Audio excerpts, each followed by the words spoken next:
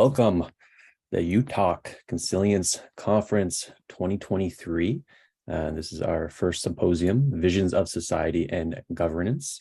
We have a lot to cover and we have 90 minutes to do so. So we're going to jump right in. We have 4 presenters today who will be sharing their big picture visions on how they view why society and governance could unfold.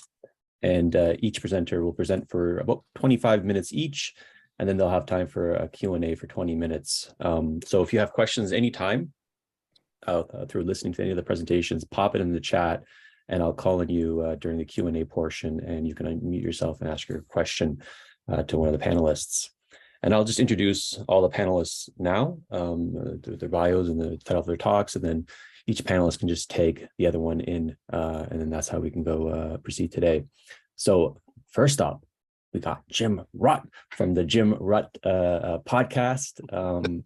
Jim is a student of complexity science, and he's one of the people working on Game B. And I think the theme of his presentation is going to be on Game B. You can correct me if I'm wrong there. And Max Borders, next up, the author of The Decentralist, founder and executive director of Social Evolution, an organization dedicated to liberating humanity and solving social problems through innovation. And he's going to do a presentation on operationalizing wisdom. Then after Max, we got Carla Groom, a human-centered design scientist and behavioral design pioneer. She's currently the deputy director for the behavioral science unit in the Department of Work and Pensions in the United Kingdom. And her presentation will be on transforming governance from the inside. And then we got Jordan Hall, philosopher, entrepreneur, who's co-founded many companies such as DivX, Neurohacker Collective, and he's been engaged in various intellectual pursuits and helped formulate the ideas surrounding Game B. And I think he's going to riff and summarize on the various things he's heard. So that being said, buckle up. This is going to be a fun one. And Tag, Jim, you are it. All righty. Thanks, Peter. Great to be here. I took Greg's invitation with his title Vision seriously, so I thought I would throw something out that's just on the cutting edge of my thinking. And actually, this presentation is a distillation, which of course is always useful to do, from a conversation I had about 2 weeks ago with my co-author, Megan Williamson. We're working together on a Game B book, which ought to be out in a while, that tries to explain Game B from beginning to end in 280 pages, targeting a somewhat bookish 15-year-old as the target audience. So those are all interested in learning more about Game B. You can wait for the book, or you can check Game B online system out at www.game-b.org. So with that, I'm going to bring up my presentation here. How the hell do I do that? There we go. Share screen. Which screen do I want? This screen. Okay. Share. Can people see stuff? Yep. All right. Okay. So this is kind of a little annoying. This box that sits over the title. It's kind of crazy. Oh, there we go. That's better. All right. So this is a vision on some ideas about how Game B or self-organization of governance might occur. So don't take this too seriously. Consider it a vision, a work in progress. But I do like it better than I've liked other things I've attempted so far in this space. So I'm looking forward to hearing some questions, people trying to shoot torpedoes in it, etc. So the idea is, can we build a system of emergent Game B governance using 2 principal concepts, the concept of membranes and protocols? Okay, now how do I make this thing go to the next page? Oh, there we go. All right, so a membrane is any organized entity. It could be a business, we call it enterprise, a village, co-housing, could be a mutual aid organization, a local babysitting cooperative, etc. And every membrane has members or other membranes inside it. First order membranes include only people and institutions, but the idea is there can be second, third, fourth, N order membranes that include other membranes, institutions, and possibly independent people. Let's take an example. Let's imagine a proto-bee, which in Game B talk is a village on the ground that at maturity would have on the order of 150 adults, something like that, the famous Dunbar number. And the membranes that we define around the proto-bee are semi-permeable. Things can go in, things can go out, people can leave, people can join. We engage in trade with the world, with Game A and with other Game B entities. So in the classic Econ 101, in this case, wheat goes out and grapes come in. But of course, if it's semi-permeable, that means some things can't go in or can't go out. For instance, we would no doubt have onboarding criteria, and some people probably would not be welcome in any given proto-bee, and it's up to them to decide what those rules are. And a proto-bee may, for instance, ban Kraft macaroni and cheese. That's what that yellow box is on the bottom. And it might ban outgoing things. That is a cartoon of a little kid sitting on a toilet, grabbing a piece of toilet paper. So for instance, a proto-bee might decide it's not going to export its sewage. It's not going to connect to the municipal sewage system. It's going to process its sewage itself, turn it into fertilizer. An option, doesn't have to, but that's the idea of a membrane that's semi-permeable. Some things can go in, some things go out, but not all things. Now, how do those things get defined? And that's through governance. And governance is by the members, but the actual methods are open. And then I would encourage innovation. And there's many different interesting emergent ways of thinking about governments, things like holacracy and sociocracy, some of the work of Forrest Landry on small group practice and ephemeral group practice and his AGP, I forget what the hell that is. But there's many of these, and we certainly encourage some experimentation there. I do believe that membranes in Game B ought to have two deep principles: voice, that all members should have a voice of some sort, and exit. Anyone can leave, and if there's something like the equivalent of a capital account, they can take their capital account with them at the time of exit. Further, I would propose transparency should be a rule, a meta rule, and that all governance mechanisms and virtues, values, and norms must be published so that not only the members, but the world knows what this membrane stands for. And I'm a strong believer in financial transparency. So financial transaction readable by all the members. And why is that over there? I don't want that. Okay. Now, virtues, values, and norms.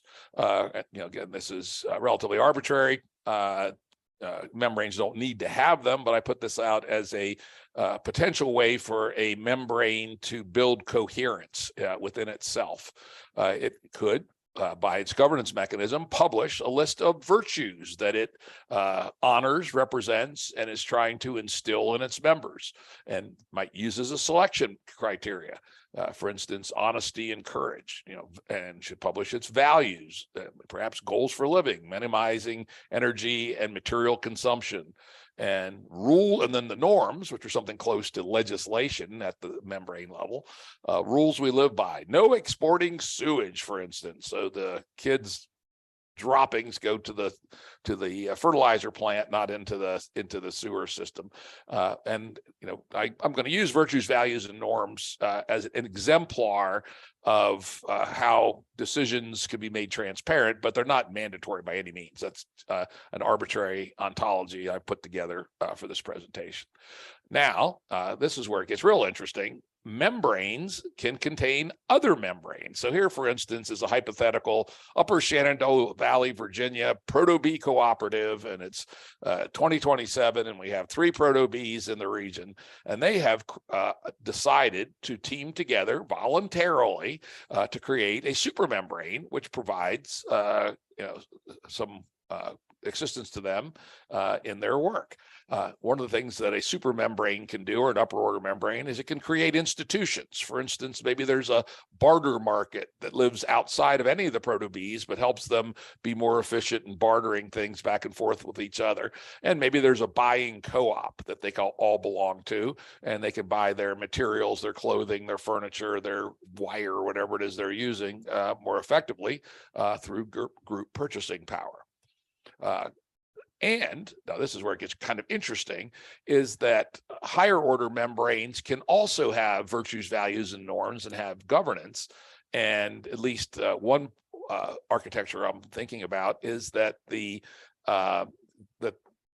outer order membranes may choose to have things that are only relevant to the outer order, say, for instance, honest dealings with each other in a proto-B cluster, but they could also be more penetrative. They could be rules that are applicable inside the proto-Bs, such as no chemical fertilizer will be used. Let's say these were all agricultural oriented proto-Bs, and they all wanted to make sure they were all going to be in compliance with organic farming for essentially go-to-market purposes in particular, but for any purpose, these virtues, values, and down into the inner organizations. And again, this provides coherence as the membrane stack expands. Everybody in this membrane agrees we're not going to use chemical fertilizers. And to make it even more interesting, membranes do not have to be organized in a single hierarchy. Any membrane can be a member of multiple membranes. So the Proto-B3, which is in the Shenandoah Valley, happens to also make furniture. So it also belongs to the membrane of the regional furniture making communities. And there's nothing to say that this collection of overlapping circles couldn't get quite complex.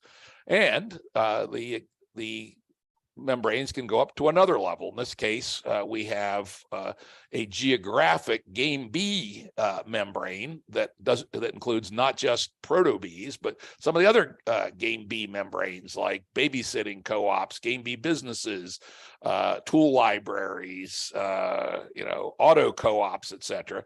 And notice they've also built institution, let's say a local time bank and a weekly market that the on-the-ground community in the upper Shenandoah Valley, all the game B entities, at least those that choose to join, can join that membrane, and the membrane would have probably some relatively loose values, virtues, and norms that are inherited, provide some coherence, and provide the ability to create institutions to further their work. And of course, this can go on and on, higher and higher levels. You could have the equivalent of, this is essentially geographic, or could be, then there'll be overlaps. It gets much more complex by specialty, by trading network, et cetera. And again, this could be all the way up to the level of the United States of America or even larger. And notice there could be some institutions at these larger layers that are commons that are available to everybody who's within the membrane. There's a key issue here, which is the coordination of nested governance. To what degree do virtues, values, and norms inherit downward? And it's going to be an interesting but difficult problem, in that it's interesting because it provides coherence. It's difficult because, particularly when you're in overlapping membranes, there's a serious design problem to make sure that the inherited virtues, values, norms, or other governance modalities don't contradict each other. However, it is possible to build deep nesting among pluralistic groups by honoring subsidiarity. For instance, let's say the geographic group of proto-Bs, it might be that they vary quite considerably in their political orientation, which is completely allowed in Game B under the doctrine of coherent pluralism. For instance, one proto-B may ban abortion, and the other, hell, one could make it mandatory. No children allowed to be born in our proto-B. I think that's a stupid ass idea. But in the land of proto-B, in land of Game B, theoretically, a group could choose that as its rule. Those two groups could not be a member of a membrane that had a rule one way or the other about abortion. So this is essentially a pruning rule on how coherence is pushed down, but only up voluntarily. On the other hand, the proto-Bs, say 3 proto-Bs, could join together in a second order membrane that is abortion rights oriented. Any proto-B that joins this membrane must also inherit the policy of abortion rights. And so again, this provides tremendous flexibility in how people organize. Because again, keep in mind, all this higher level organization is entirely voluntary. People only adhere when they want to, when they're in alignment with the virtues, values, and norms of the organization they're going to join. Now, membranes by themselves provide a fair bit of, or a lot of organizational capacity, but obviously they don't provide everything we need. For instance, how does the yes abortion and no abortion crowd interact with each other? Because even though they may disagree about some political things, they may have business to be done with each other, sharing information, sharing expertise, communities of practice, etc. And so the second big concept here is protocols, which are doing. Well, did I write it down? Well, essentially, I guess I deleted that slide. I knocked some out this morning in the interest of brevity. Essentially, a protocol is a formal system of syntax and semantics. One often thinks of protocols as running off over electronic networks, but they don't have to. We had trading protocols, bills of lading, letters of credit, things like that, long before we had computers and wires and electricity even. So in the general case, protocol can be implemented anyway. In our world, fair chance it's going to be implemented electronically. And it's a form of coordination.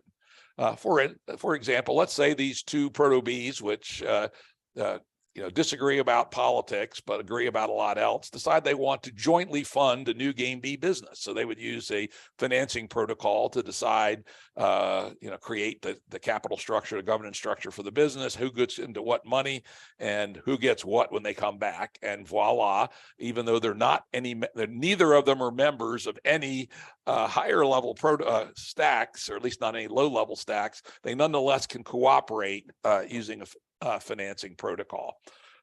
So yeah, again, about protocols, it's syntax and semantics for doing something. Finance, trade, information sharing, coordination of various sorts. Imagine war fighting when the world goes to shit, right? Maybe we coordinate via the war fighting protocol. And of course, governance. And now this is another key part, what I think it's a key Game B aspect of the protocol idea, is that anybody or any membrane or any institution can create, implement, and publish a protocol. However, nobody's required to use it. All use of protocols is voluntary. So one could imagine a system of multiple protocols that self-organize by voluntary adoption for doing things in the world. Those protocols that nobody uses will eventually wither away. Those protocols which everybody uses become essentially communities of practice, and no doubt get enhanced and made stronger and stronger over time. So here we go to looking at a bigger picture, and this is just a very rough cartoon, essentially, of a large scale collection of Game B membranes and protocols. Each line there just is kind of an abstract representation of some protocol relationships among things at different layers. And it's worth pointing out that in some cases we have a first order membrane connecting via protocol to a third order membrane. And then we also have connections between membranes, and I just threw one arbitrary institution here, a Game B bank. So come to conclusions, or to wrap this up and summarize it. Membranes are containers for doing things. Membrane walls are semi-permeable. Things can go in, things can go out, but not all things. And the nature of the semi-permeability is defined by governance, which happens inside the membrane. Membranes can create commons institutions to further their doing. And compatible membranes can voluntarily self-organize as nested membranes, not strictly hierarchical. Any membrane can belong to multiple higher level membranes. Coherence in higher level membranes is created by downward inheritance of virtues, values, and norms. Protocols are syntax and semantics for doing things. Anybody or membrane can publish a protocol. Protocols self-organize by voluntary adherence and use. And I would put forth that the system of protocols and membranes provides a very large and rich yet voluntary design space for self-organizing at all scales, from 5 young mothers and a babysitting co-op up to a worldwide system of cooperation and co-production. So that is basically my presentation. Awesome. Let's give Jim a silent round of applause there, everyone. Thank you, Jim. I'm just going to ask each panelists, if there's any feedback you want from the people in the room, because we have extremely bright people, and they can put in the chat. So is there anything kind of like high level feedback you would like to receive from the collective today? Yeah, I'd love to have challenge. Okay. Rutt, you think you're so fucking smart. This is a stupid ass thing, and here's why. So essentially challenges to flaws in the idea. Like in any complex systems architecture, inevitably there's a whole bunch of unanticipated side effects. So anybody's ideas about unanticipated side effects would be great. So challenge me. The bear is in the room. He's ready to handle you. Bring out the metaphoric pistols in the chat, everyone. If you have any comments on Proto B, Game B, governance or membranes or protocols, do some stress testing in the chat. And let's keep the chats warm throughout. We're not in the webinar anymore. So just if you have any comments or shares throughout, pop in the chat. And I misspoke earlier. We're here for 2 hours in total, so we have some more time together. And next up is Max Borders. So Max, I'm taking you in.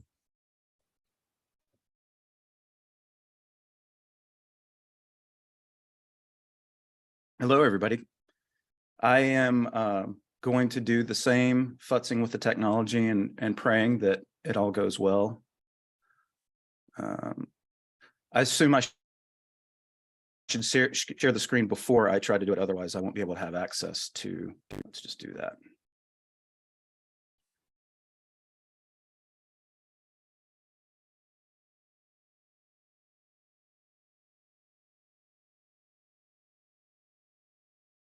Okay.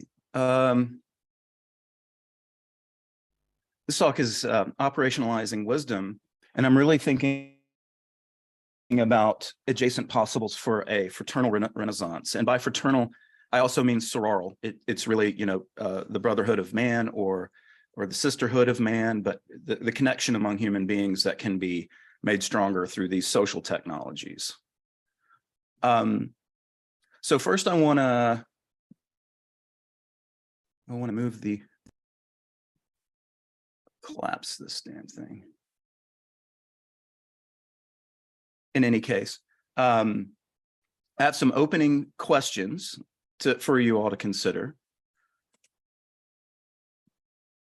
The first is, if universities were, at least in time, proven structures for preserving and passing along knowledge, what were the structures for wisdom?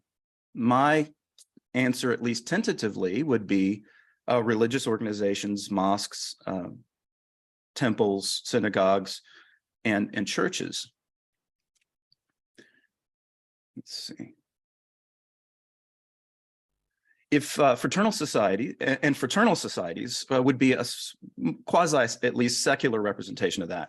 So if fraternal societies were at one time proven structures for curating and passing along wisdom, where are they now? Where are they now? And finally, if we can reconstitute these fraternal sororal orders in the internet age, maybe with some of the protocols that Jim is developing, shouldn't we? What are the adjacent possibles? What sort of wisdom should they preserve and pass along? Max, yes. Jump in. We see two slides at the same time, like the current one and then the next one coming up, it seems. I don't know if this is the right thing that you want to share. Okay.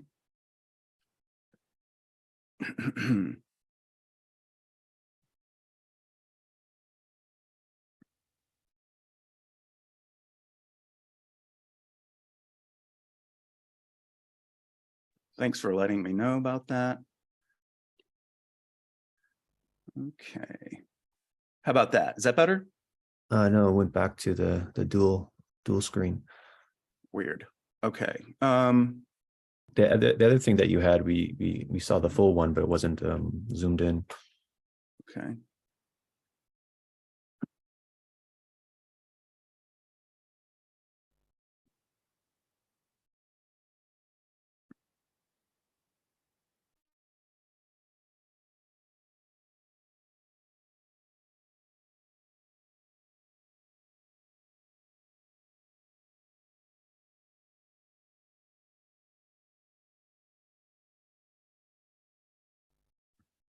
So we can see it fully right now, and then it goes back to the so you saw it fully before?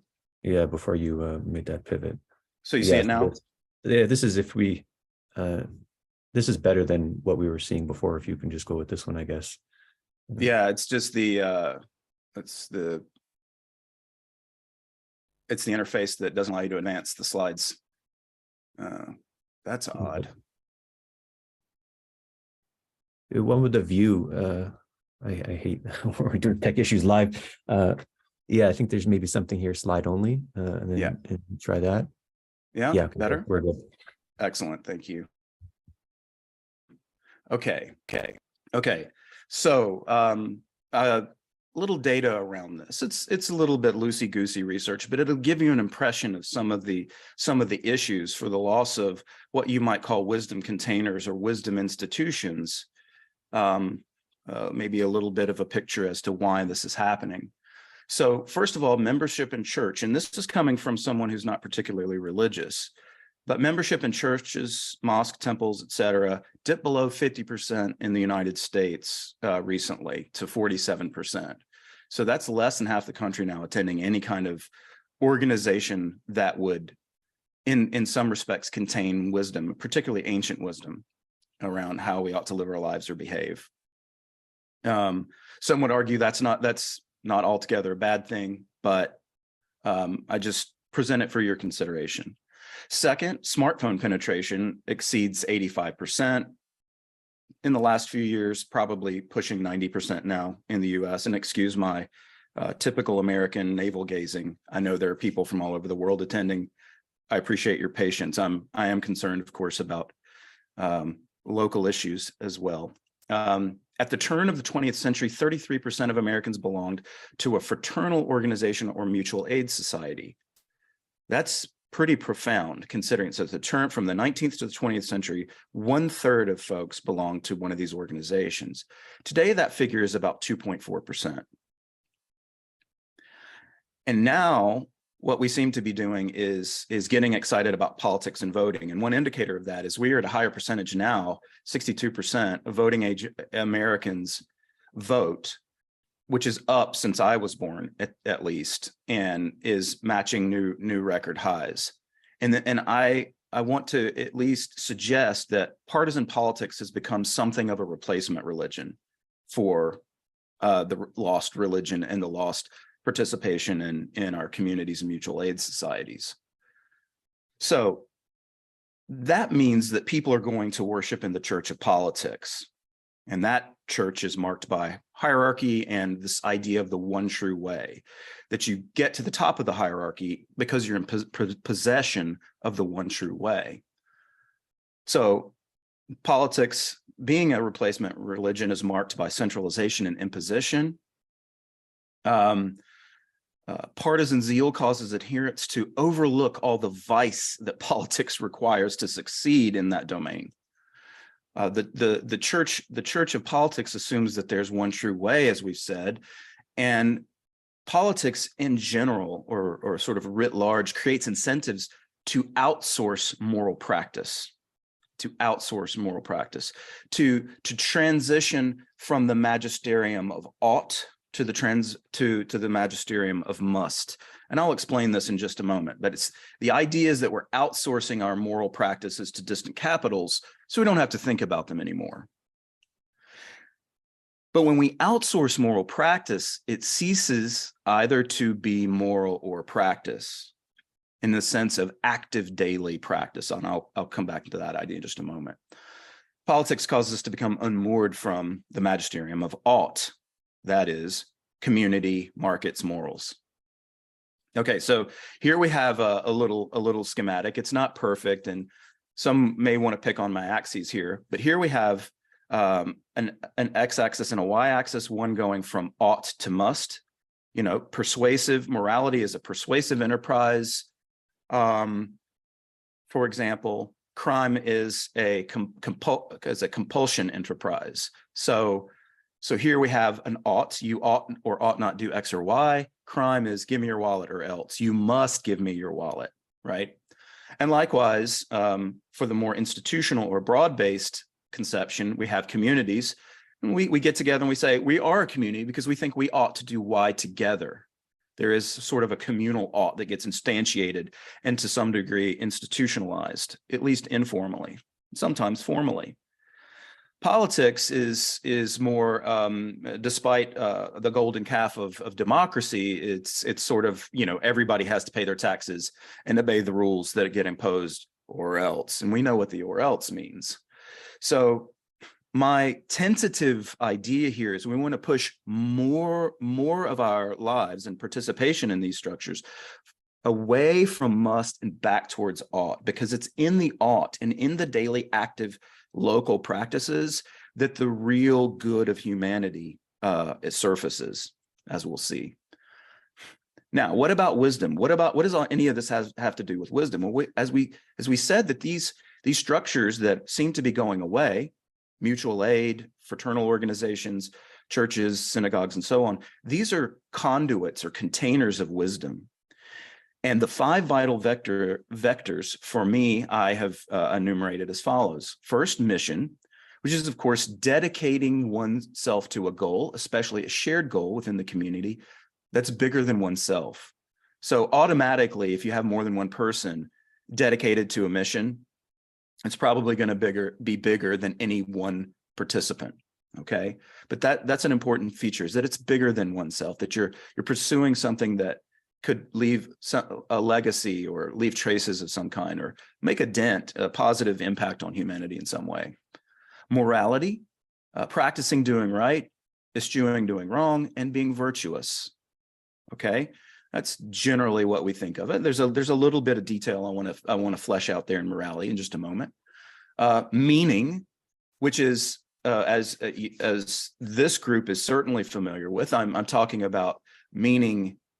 Not the meaning of life, but meaning in life. This idea of the derivation of subjective significance, this sense of significance in one's life, work, and values, and indeed the idea that you're leaving something to posterity that made your life meaningful. Mutualism, that is the creation of beneficial relationships among the people in what Jim might refer to as that semi-permeable cell or barrier. Or hold on, if you like. And finally, money. This seems kind of like a weird thing that shouldn't be there, but I think not only in the way we craft the incentives, that the rules behind money, the rules and tools that money represents, as well as this facilitation of savings and exchange or wise money behavior. It's both in the protocol design and in the way we manage our money. Now, the incentives can affect that, but we'll talk about that in a few minutes. So let's go deeper into each of these. With mission, what can we work toward together? That is going to be key to any kind of one of these, the renaissance of these mutual aid societies. First, it overcomes failures of imagination. A mission should overcome failures of imagination to get others to imagine what's possible, to see the possibility and want to realize it. Okay. It persuades others to undertake something bigger than each, as we said. So that mission calls you to something greater than just your immediate gratification and so on. Challenges the group, but is in principle realizable. So the mission shouldn't be easy. Like, okay, we're gonna have a hot dog social one night, and that's the mission of the group, and boom, done. That's just too ephemeral. This should be something deeper and more challenging. And of course, fulfills members in both the journey and the realization of the goal. So fulfillment or meaning making should be enjoyed on the way to realizing the mission, as well as once the mission is realized. Now, morality. I can enumerate 6 spheres. I won't do that too much because I don't want the whole talk to sound like a listicle, but I can go over them briefly. Nonviolence is, don't make anybody worse off who's innocent for no reason at all. Well, that should be a practice. So notice I say, what are the 6 spheres of practice? And it is in the practice that we need to pay close attention. And I'll go back to that in just a moment. Integrity, being a right relationship with the truth, oneself, honoring one's commitments, and so on. Compassion is, of course, becoming attuned to others' needs and seeking where possible to help fill those needs without making people less sovereign or helping them remain independent. Pluralism, which I think is upgraded toleration, but for the moment, it's the idea that people are different one to the next, and we can respect and acknowledge the beauty in other people's differences and try to understand them, perhaps to weave a greater truth. Stewardship, that's just taking care of one's possessions and offices as if we're going to die and they be left to someone else. And that can extend to the very local level or obviously the planet. And then rationality or reason. We want to continue to be truth trackers, even in this postmodern or meta-modern condition. Metamodernism, I believe, if you like that term, brings back rationality to a very great degree, where the postmoderns sought to jettison that. So here I want to say very quickly, we want more Patanjali and less Plato, okay? And by that, what I mean is morality in the six spheres should not be seen so much as abstractions to be plucked from the sky on occasion in some moral conundrum. It is a conscious, continuous practice. Of course, Patanjali was the snake guy, the demigod, who supposedly 2,000 years ago gave us the Yoga Sutras. And of course, many of these reflect or instantiate the Yoga Sutras. What I like about Patanjali and I like about the Eastern, the more Eastern concept of morality is the idea of practice. And you can make a parallel between that and the classical virtues. Virtues are activities to be practiced. We become more and more excellent at their practice. So we want to instantiate something like this in a mutual aid organization or fraternal organization. Also meaning, how can we derive significance in stardust? I mean, after all, we're just floating around. When we consider how many galaxies there are probably as many of those as there are cells in our body or even molecules in our body. And that can help us, that can make us feel a little tiny, a little insignificant.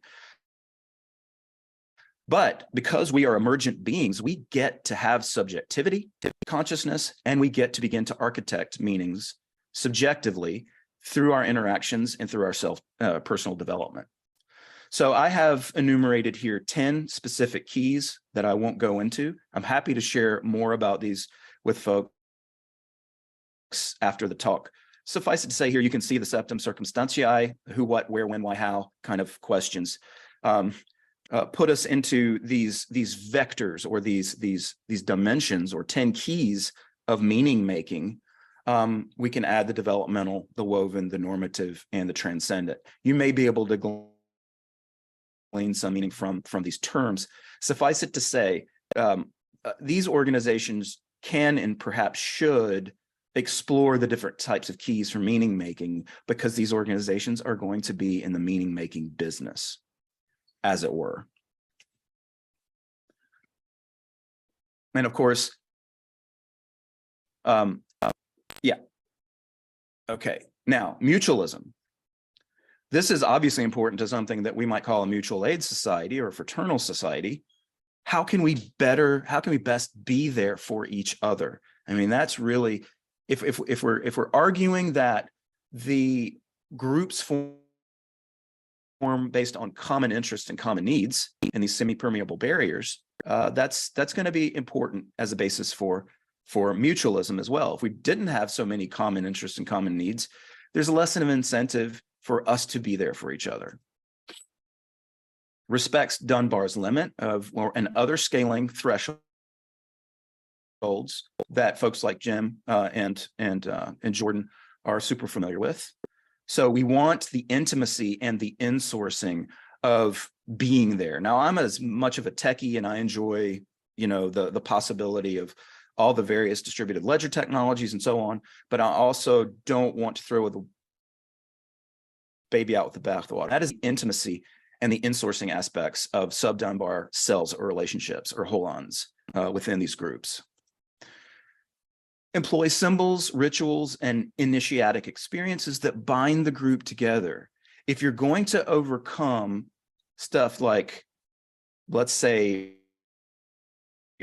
racial identity or national identity, and some of the things much in the manner of, say, the Freemasons did in their cosmopolitan efforts to bind diverse peoples as a group. Symbols, rituals, and other initiation rites help to do that because it helps you overcome some of what are perhaps natural proclivities to stay with birds of a feather.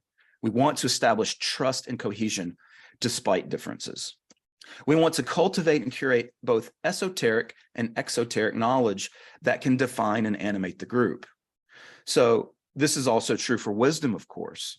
The knowledge and the wisdom that will define and animate the group should be both cultivated and curated, in the sense of having some sort of canonical reference that says, this is who we are, this is what we believe. And some of that is going to be internal or secret, both to the group and to oneself. Becoming attuned to others' needs and ask how best to serve those needs while cultivating their agency. We said that before.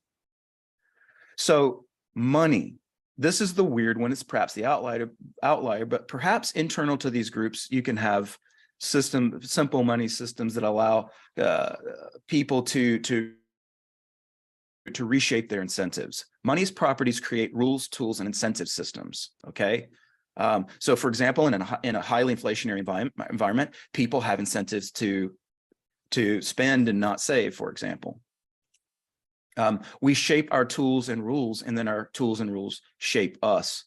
This was supposedly something from Marshall McLuhan. Turns out it's from somebody else. Whoever said it, it's a really cool saying, and it really captures the issues surrounding money. Money, and especially certain kinds of protocol design in the cryptocurrency space or the Federal Reserve and the Congress, in terms of how they shape the rules and tools around money in various countries, central banks do. Those tools and rules that is our currencies and our financial systems, they shape our behavior. And we must remember that when we're talking about what it means to be wise with money and what it means to be wise in creating money. Incentives can habituate wise behavior, which starts with money. And wisdom must inform, as I said, the protocol design of the incentives base layer. Sadly, today, our money systems have been corrupted, and those among us with the least tend to pay the most. This is the financialization of our system that has caused the socialization of risk and costs being borne by the rest of us. But a mutual society can incorporate both wiser money and money wisdom. So, politics. Remember, I said the problem here is that we've put too much of our time and energy into the political apparatus. And I think this is a mistake. We have the ability to make a far greater impact when we're not trying to blur our preferences through, crying a teardrop in the ocean and expecting a tide to turn every 4 years, but going local and participating in civil society sector. Sadly, though, politics, at least in this country, is where wisdom goes to die. When we talk, what about mission with respect to politics? Make spectacles that distract us from emergent communities with common goals. What about morality? Politics actually creates perverse incentives to practice the 6 offenses, or the vicious mirrors of what I call the 6 spheres of morality.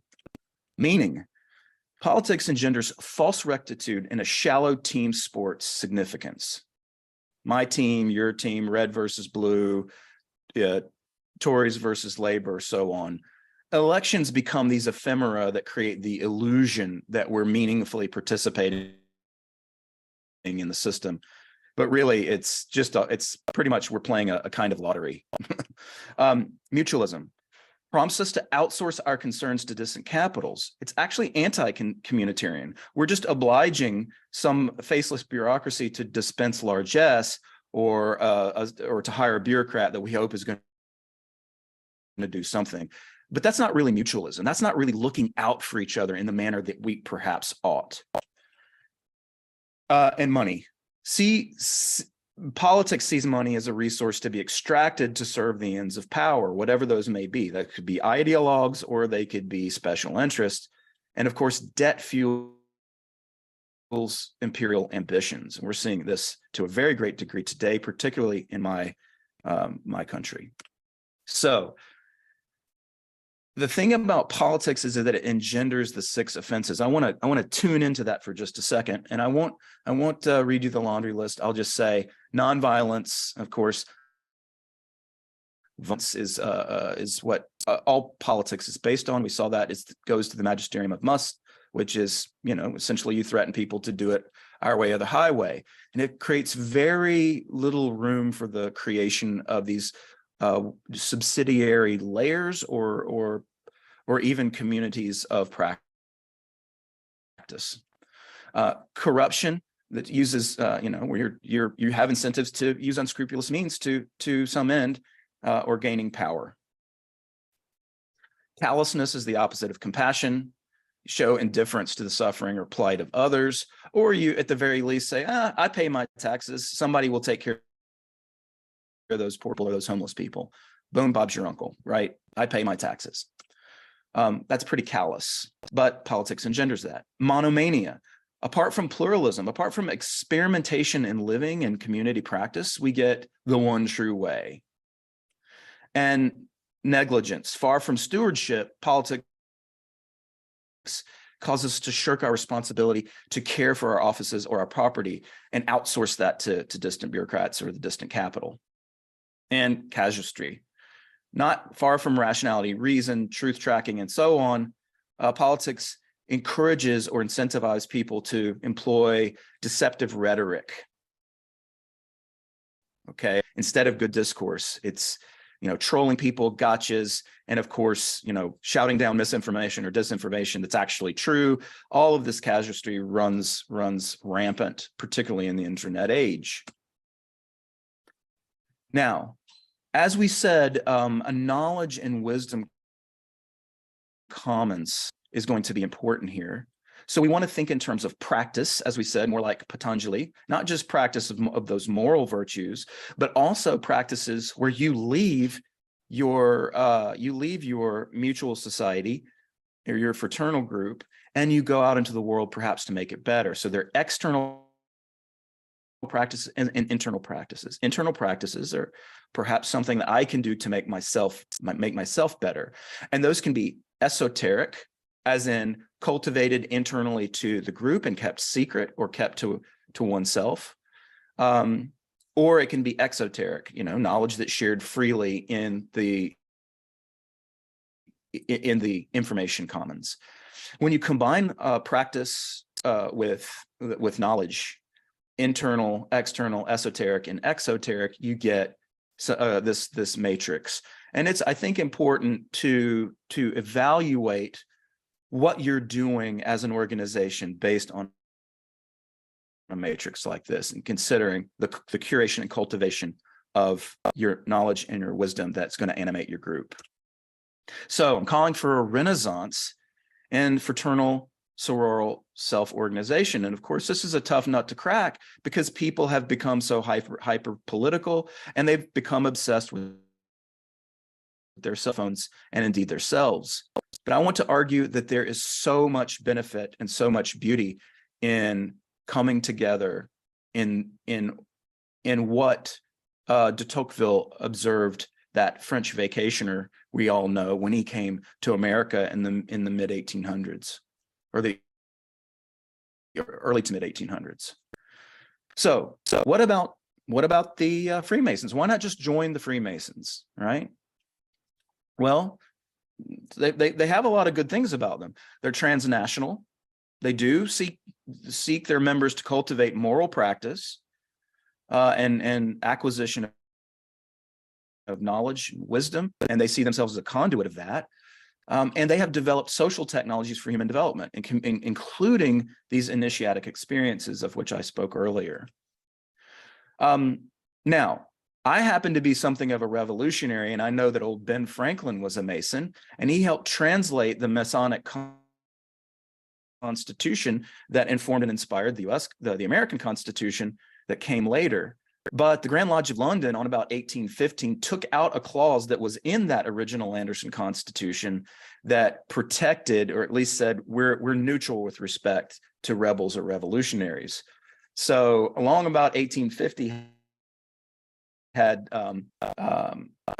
Benjamin Franklin been around for that, he would have no longer been protected by the Masons. And so between 1815 and 1945, really the Masonic order, especially the British-based imperial order, was helped to shore up imperial hierarchies. And that's kind of the thing that as the subtext here that we're trying to move away from.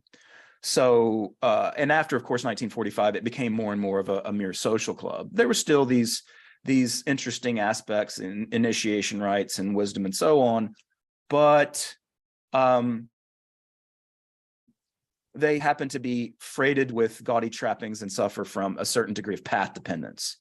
Some people would call it traditions, other people would call it path dependence. You have to sort through that, because in all of the development of these organizations, there can be opportunity costs, as people only have so much time to participate in the workings of the social order. Can the Freemasons be reformed to this kind of positive effect? Perhaps. I don't know, but perhaps we should come up with some new ones. So fraternal orders as social organizations. We need fraternal and mutual aid societies to do what? To cultivate better souls, plant the seeds of satyagraha. That is truth force, which comes from Gandhi. The idea of elucidating and sharing such profound moral truths that power trembles before it in the manner of the British Raj, so as to reconceive and instantiate the Jeffersonian concept of the consent of the governed. You might call it the Jim Rutt permeable, semi-permeable membrane. But the consent of the governed is about being able freely to architect systems where sovereign individuals can come together in mutual aid. And this can be more freely done and more fluid than perhaps our current political structures would allow. Replace bloated old social clubs to become containers for experimentation and pluralism in the creation of future real jurisdictions. This is sort of like the network state idea from Balaji Srinivasan. And reconstitute a more robust civil society sector, powerful enough to overshadow, even replace a lot, if not all, of politics with civil society. If you have any questions about this, I want to encourage you to jot down my email, and I look forward to hearing more. And likewise, poke away at this idea in the same way Jim said. Awesome. Let's give everyone a silent round of applause for Max. Excellent and scintillating presentation. Maps over a lot of the stuff we're doing at the STOA with Friends of Virtue and being practicing animals rather than political ones. So if you have any feedback in the chat or you'd like to email Max your thoughts, do so. And we will be pivoting to Carla. I think we're going to have a little bit of a shift of direction here, because we're going from, I think, largely analysis coming from North America to now very, very UK specific. And also probably one where being more at instead of being at the far end of game B of what does this beautiful future look like, it's like, okay, if we're at game A, what are the steps that we need to start to take now to start to move forward? So I'm very much in a sort of more practical than theoretical space of trying to change things now in the direction that I think will start to lead to more generative, more sustainable outcomes. And although the talk is called Transforming Government from the Inside, I almost called it Notes from a Game B Outpost in the UK government, because that's very much how I see the little R&D team of 17 people that I have led since 2015. We call ourselves Human-Centered Design Sciences, but until very recently, we called ourselves Behavioral Science. But that name comes with so much baggage about the way in which ontological, epistemological, moral, that we've ditched it and come up with a new name. So I'm going to tell you a bit about what we've learned in this team, and it's very much a mission. And I really, really resonated with that language of mission, because I think that is what's helped us to achieve what we have achieved by not seeing it as a set of approaches that we deliver or a service that we offer, but a mission that we're trying to progress and achieve. And my job is definitely to help the team stay at the cutting edge of the hardest stuff, and I couldn't be more pleased to be in the company that I am here now. And hopefully people might see, even if I don't get a chance to credit everywhere, where I have begged, borrowed, stolen ideas from people in all part of this sort of wisdom commons. So how are you doing, Greg, with getting the slides? I will send them up as soon as they arrive. I know they will take a second because it's an attachment. It usually takes a minute or two, but I will let you know as soon as I'm checking my email. Well, I can do this without slides if I have to as well. So I wanted to start with huge thanks to Greg and the UTOK committee, but also, even though I don't think either of them are here today, to David Fuller and Ali Bina from Rebel Wisdom. I'm still mourning the closure of Rebel Wisdom, and if it wasn't for them, I wouldn't have met Greg. I wouldn't have had these amazing ideas that I've been able to start to test out in the context of making government work better, and just brought me into this incredible world of ideas. And Greg was kind enough to do yes, Ali's doing something on metaphysics, I believe, which is really exciting. So Greg and I did a podcast about a year ago. So if you want to hear a more blow-by-blow account of what I've been up to in my life story, along with an almighty rant about psychology, then please check out episode 41 of UTOKing. And in there, I talk about how even as far back as when I was an undergraduate studying psychology in 1996, I've kind of been a bit obsessed with improving real world decision making using science and social science. And that took me to doing a PhD in social cognition and a postdoc in personality psychology. But I felt like it was a dead end, like the academia wasn't going to give me what I needed in order to have the real world impact. So in 2006, I ended up joining the UK government. And for those who don't know, we have the political structure is obviously incredibly different. We have a permanent apolitical civil service. What I'm talking about today is absolutely about the administration of government, about how we deliver services, advise ministers of the day, and act on their decisions. And actually, I think an awful lot can be gained by looking beyond the layer of politics to the level of governance that sits underneath it. So I joined particularly because I was inspired by a set of pensions reforms that have been written about in Nudge, if folks have read it, by Thaler and Sunstein, and that was to introduce automatic enrolment into workplace pensions. So that is a radical idea that you change the payroll system of an entire country so that people aren't given an option of joining a pension scheme and they have to choose to go in, but rather by default, employers are putting them into a scheme until they choose to opt out. And it also has a nice element of not compulsion. So again, sort of going back to what Max was talking about, it has the option, if something's not suitable for you, then you can opt out of being in a pension. But the default, when given that in all the surveys and all the research, everybody wanted to save more, we knew they needed to save more, they weren't saving more, this was a way of overcoming that. So I wanted to be part of this landmark application of psychological thinking to a really thorny set of financial decisions. But I also got to watch from the inside one of the most successful programs, government programs in UK history. And thought, well, what was it? Was it the behavioural science idea of automatic enrolment, of capitalising on inertia that made that success? Or was it something else? Was it the conditions that allowed us to understand that problem, to go through it together as a country, to come out the other side and implement it in a way that brought together all of the pensions industry, the employers, the trade unions, all of the bodies that needed to be part of this change that everybody had come to a joint agreement on? Carla, the slides are there. Shall I bring them up? Oh, wonderful. Yes, please. Okay. I'll share screen. Great. So we are onto this one. Yes. Okay. Great. No, the one before. Automatic. Oh, sorry. There. That's the one. That's the one. There it is. Wonderful. Thank you so much, Greg. Just give me a little thumbs up and I'll move it. Okay. I will. And I'll attempt not to gesticulate in ways that confuse you. So this was my entrance into the civil service, but it was also started some ideas knocking around in my head about what the role of behavioural science was in government, in policy making, and also what made for success in the delivery of government work.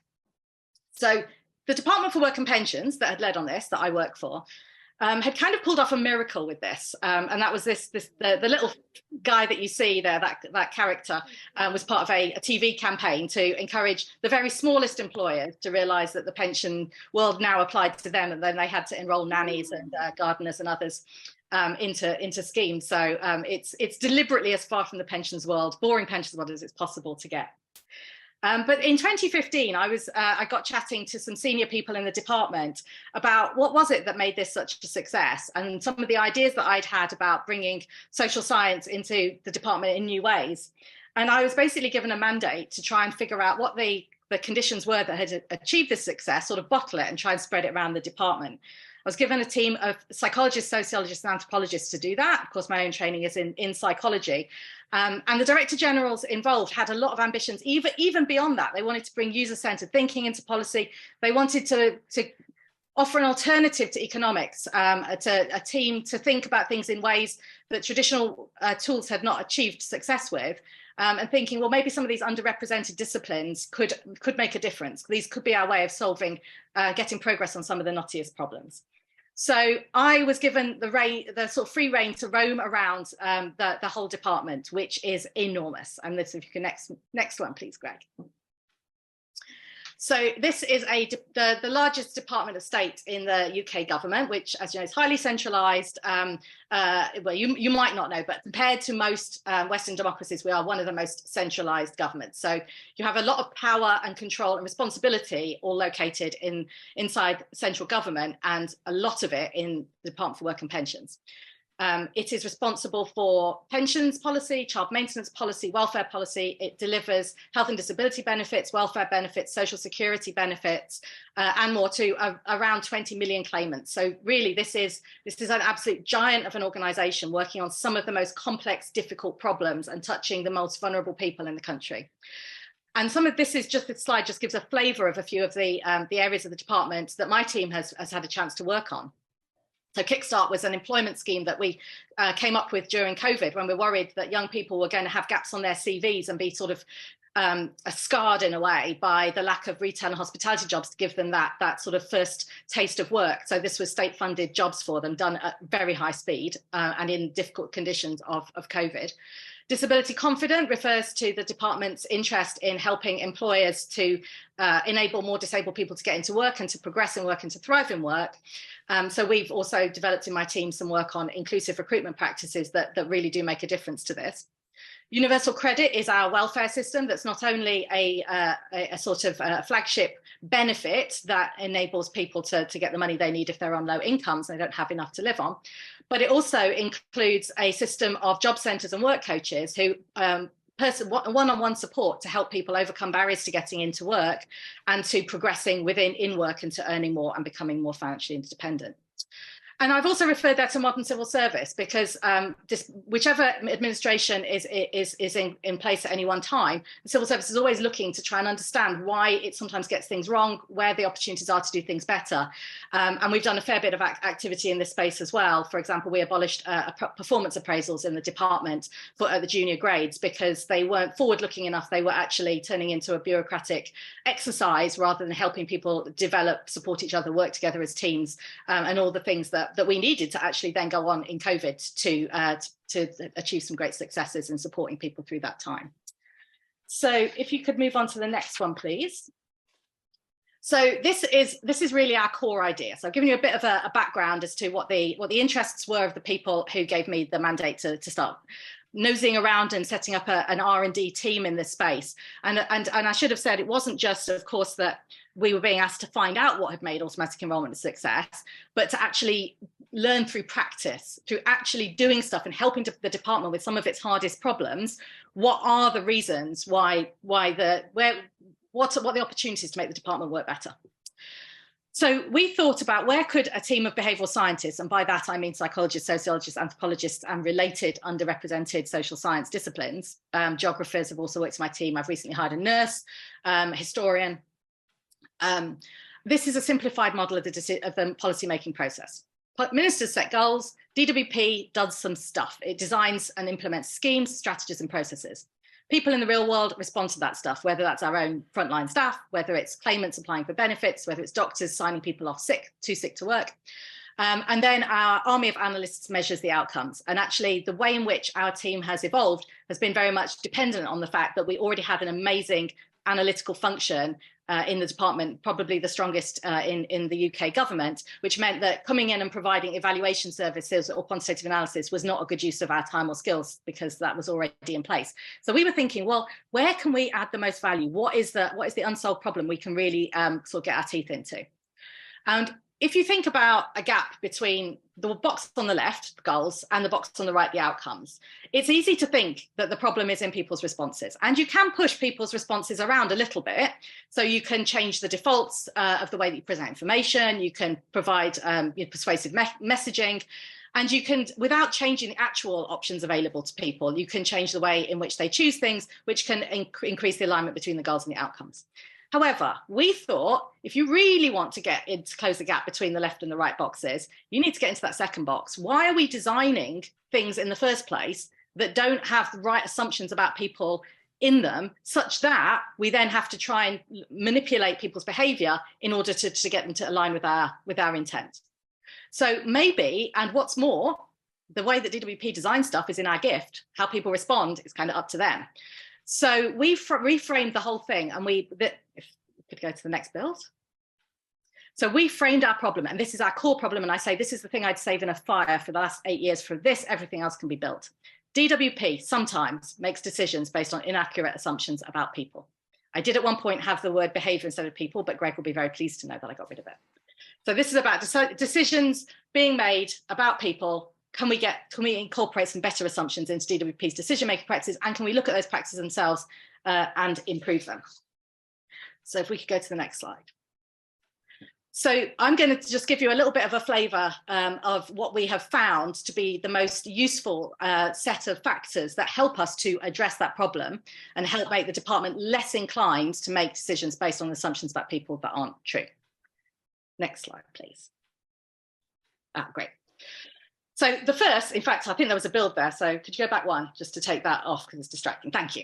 So the first is the team itself. And I was actually really struck by what Jim was saying about membranes protocols here, because that feels like what I've been doing with this team, is creating a kind of an isolated, an autonomous group with a boundary around it of my team, that we can try things out and then see what things we can find that were not obvious to people who were part of different sets of protocols, and what things can we export. So the team I explained the disciplines that we hire from, but what I'm really looking for is scientific mindset, first principles thinking, empathy and perspective taking, collaboration and co-production, and ability to think in systems ways and in design ways, to really roll up the sleeves and get things done and not just analyze why things are the way they are. So I bring those people in, and then I put them in a special environment. So this is the next one, please. So this is where we have very particular values in our team that help to drive. And I know that there was virtues, norms, values. I'd love to take that framework and put it over this slide, but I obviously hadn't had a chance to do that. So we think in ways that are very forensic. We don't stop till we get to the bottom of a problem. We are determined to be ambitious we won't stop if we think there is further opportunities to be had in really getting to the bottom of the problem, really being able to find solutions, asking questions about, I know that's difficult to implement, but could we go further? In working with our stakeholders, we don't act like consultants in traditional way. We don't say, go away and do that. We don't provide people with the opportunity to say, but Carla's team said so. We work to help them, to collaborate with them, to look at their problems in new ways, to bring together people who hadn't necessarily been brought together on particular problems. And working with each other, we're probably off the charts in terms of the big 5 trait of openness. We work really, really hard on having practices that are non-rivalrous. We use Rule Amiga, all of the things that I've heard Jordan talk about. We really encourage reflection. We have things like hive minds where we all pitch in to try and help each other's work. We are really determined to be reflective and non-judgmental. And that means with our clients, we work really hard on holding space, asking questions to surface assumptions, not getting into solutions too quickly, not making judgments that people are in difficult situations because they're dumb, rather than as a product of lots and lots of series of decisions that have historically been made in very, very complex conditions. So that's the kind of people you get if you meet my team, and that's the kind of way in which we think. But we do have a bag of tricks. And this is we consider ourselves very method agnostic. This evolves over time, and it's been begged, borrowed, stolen from all over the place. We use systems thinking to help us to diagnose problems. We use qualitative research to get to the mucky local detail of what's really going on the ground for these sorts of the issues that we're wrestling with. We use behavioural diagnosis tools. You may have heard of COM-B, which was invented by a health psychologist at University College London, which basically helps you overcome the fundamental attribution error and think about the opportunity barriers that might be in the way of somebody doing something that seems a bit odd. User-centered design, user journey mapping, personas, user needs analysis. This has been just breathtakingly important. And this is one of the reasons why our new name really zooms in on the science, on the design element, because this has been so useful. Intervention logic models to really think through, can a policy idea logically lead to what you expect it to, what the mechanisms involved, and how can you delve deeper into those mechanisms to see if you're getting the outcome along the way. And social theory. I know Kurt Levine, I think it was said, there's nothing so practical as a good theory. And we've really, really found that in our team, that it can help us to bust out of old mental models of things and provide common language if we're all exploring that new theory together. It's practice theory or some of those that have been discussed in the sort of wisdom commons and the folks on these calls today. So the result, in terms that would make sense to people here, are we're having increasingly sophisticated metacognition and meta conversations. But what does that actually deliver? Well, it allows us to deliver restructured problems. It allows us to cultivate in our clients. Sorry, I've just lost my place here because I haven't got my slides. Give me 1 second, guys. I really want to read this out correctly. Come on, there we go. There we go. All right. So the result is an ability to draw out and integrate, this is the integral point I want to get, a range of perspectives on fiendishly complex problems, enabling problem reframing to afford new solutions. We're able to cultivate in our clients an ability to zoom into the detail and out to the big picture, which enables coordinated actions to address those reframe problems. And we get rich insight at multiple levels into the problems of government in our team. So it's not just the problem that we're working on of how to help those young people who need a job, but also what are the ways in which programs tend to be brought together, especially in times of crisis. What are the shared problems that we're seeing, and perhaps bringing in digital technology in different kinds of areas so that we can start to surface what are the things that a small team of people can start to recommend and explore as changing practices that can really have a ripple effect throughout this massive department and also throughout government. And that's a lot of kind of slightly abstract stuff. So I'm going to give you one concrete example. And I've used the term caregivers here because I know that in North America, you don't necessarily use the term carers, but the rest of the time you're going to hear the word carer because that's what we call them in UK. And that's why I'm really talking about people who are giving support to somebody who is sick or disabled or frail. And we're talking about adults here, not childcare. Disabled children is a separate category. And we know that one of the biggest reasons that people leave work before they reach state pension age is because they have caring responsibilities, and it can be very difficult to juggle those. And a government is often absolutely fine with families deciding that that's the best thing for them to do. But we know that lots of people really regret leaving work in order to do their caring responsibilities. And we know it costs them personally. A woman who quits work at 55 to care rather than at 63, which is the average, and if she's on the average wage, she forgoes £180,000 worth of earnings and half her pension pot. And this isn't a niche issue. People have a 50-50 chance of becoming a carer by the age of 50. And indeed, I'm nearly 47 and I've already been one twice. The consequences in terms of lost productivity, because a lot of these people right at their peak of their experience and potential impact and earning power have been estimated at somewhere between 24 and 37 billion pounds a year. So this seemed like an extraordinarily knotty, complex, personal and professional problem that we were asked to get involved in. And the way in which our policy colleagues brought this to us was framed as the following. Carers are falling out of work. So the problem seems to be they're not taking up flexible opportunities, working opportunities on offer, and maybe those employers aren't doing enough to support them. So if you were to put this in user journey terms, what you'd be looking to improve the user journey of carer requesting flexible working and the employer offering that flexible working. So you're thinking, because the outcome of leaving the labour market in a hurry because you're caring is in the workplace, and because the department tends to be focused on workplace issues, that the solution is there. And we knew, well, we're being asked to look at this in a new way, to try and find a way to crack this wicked problem. So we took a step back and said, let's look at this from the user's perspective. And actually, people aren't just carers or not carers. Caring is a set of activities and practices that people may or may not take on that could be distributed amongst members of a family, that can be distributed against a few various professionals, and it's an emergent process that they become carers. So rather than just seeing this as a demographic group to be dealt with, which is a traditional policy-making way, we saw it as a continual journey. And we realized that if you trace this back to the point where the person develops care needs and their families are trying to work out what to do, that you could see a lot of places where the ideal user journey needed to involve really well-informed sustainable decisions about whether and how to care for their loved ones, what services are important to access, how the condition might progress, how this might affect work, what they want to do with their eyes open instead of walking backwards into chaos. So this is the ideal journey that we then set up, which was family and friends make an informed decision, carers make the informed decision, carer reflects flexible working, employer offers flexible working. We brought together charities, local government, a whole cross-sector community of practice to test whether we were onto something, and we did some primary research. Sure enough, there was a gap at that stage. No information. Information, if it was available, was badged as for carers, and if these people didn't think they were carers or didn't have time to search, they weren't going to get it. We needed to find ways to bring the right information together to help people weigh up all of these different factors, and we needed to proactively serve it to people who didn't identify as carers.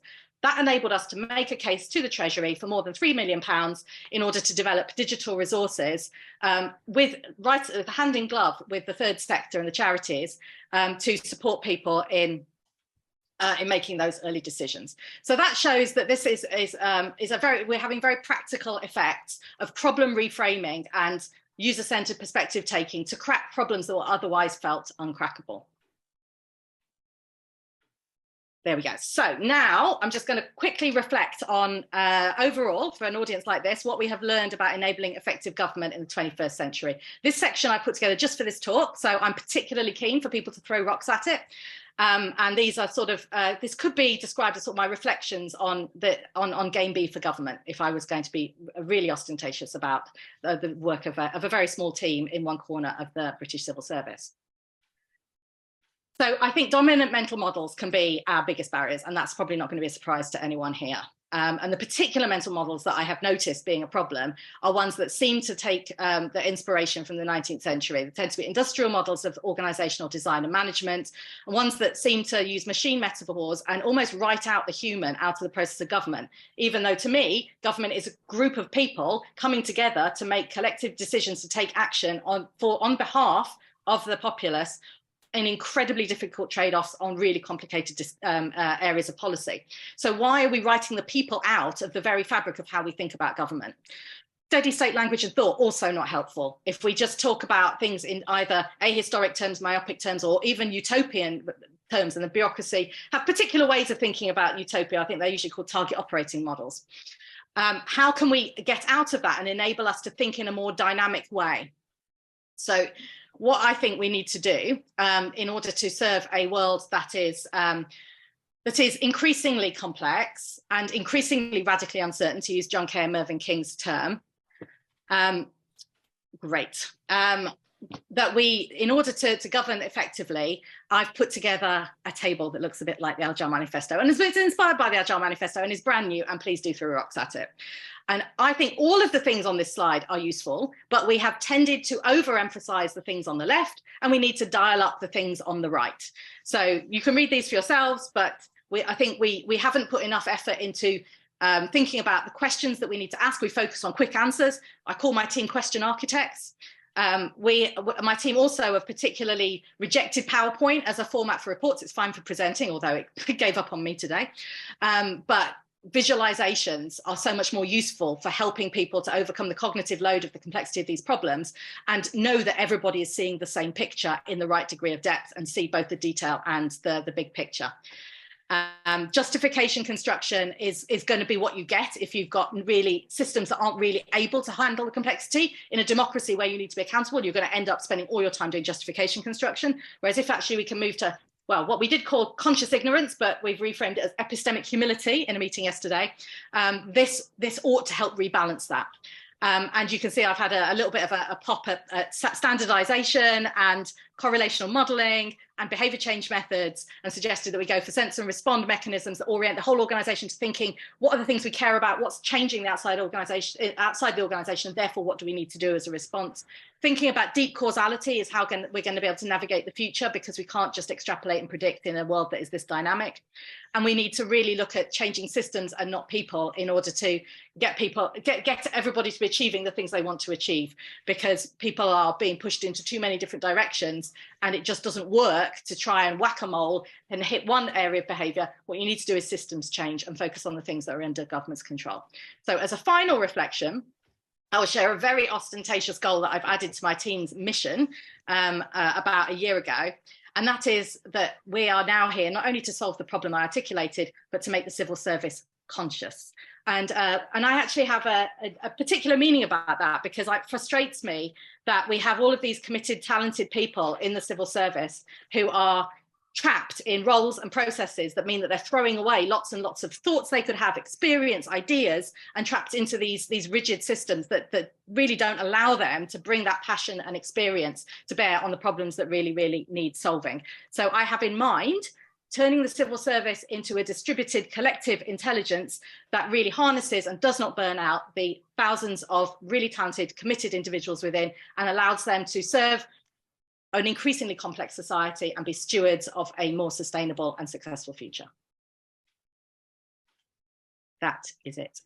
And there are all the ways I'd love you to get in touch with me. And I've also given a shout out to, there's a spin-off of my team into the centre of the Cabinet Office, whose web pages you can see there. And because they work in communications, a lot more of their stuff is shareable than mine. So they've got loads and loads of resources there. Please do check them out. I think their work is absolutely outstanding. Beautiful. All right, Carla, let's give everyone a silent round of applause. And thank you, Greg, for saving the day with the PowerPoint. Thank you, Greg. And Carla, any point or location of feedback you'd like to receive from what you presented today the collective? That last section about what sort of the characteristics are of both of, I guess, a desirable future, but also of the shifts that we need incrementally to start to dislodge outdated game aid processes, or at least, I guess, blue churchy ones, and to what are the things that don't seem to match up there? Are the things that are missing? The things that don't seem to belong? That would be extremely helpful. But I welcome feedback on all of it, and please do get in touch. Great. And I put I screen saved the chart, so I put that in the chat so people can have a look at it. Put your comments and feedback in the chat, or you can email Carla. Thank you for presenting today. And we got the sense-making general up next, Jordan Hall. Tag, you are it. Well, given that one of the themes today has been the notion of wisdom, I'd like to take credit for the wisdom of being lazy enough to not even endeavor to have slides in the first place. So all technical failures that are about to come are going to be entirely the consequence of my own cognitive deficits. And I should also say that I do not believe that I'm even vaguely metabolically capable of the level of energy that you just witnessed. So we're going to be taking it down a notch. Well, one of the things that I noticed as I've been listening to the three different presentations is some interesting places where there's like an Ouroboros, or actually almost like a twisting and overlapping. So I'll give you an example. I spent some time mentally visualizing the existing institutions of governance in the context of Carla's presentation. And I noticed that I began to see something like a combination between Jim's map and Max's proposition. And this is what I mean. If you remember the slide that Jim put up of sort of a mature version of this nesting protocol construct, different layers of boundaries and membranes nesting with each other and then cross-connecting via protocols. And then you imagine Carla's group as being effectively one of those, embedded in an institutional structure that's operating under existing dynamics, but that there are quite likely a large number of other not yet fully conscious and not yet fully connected, but aligned groups across a wide variety of different locations. I would imagine actually most, depending on how large you cast the circle. So, the American penal system or inside Google, fill in the blank. They're going to be nodes. They're going to be virtual proto-bees, which is to say not living in growing food together, but nonetheless living in a deeply connected way with each other and aligned at the level of values embedded across the entire social field.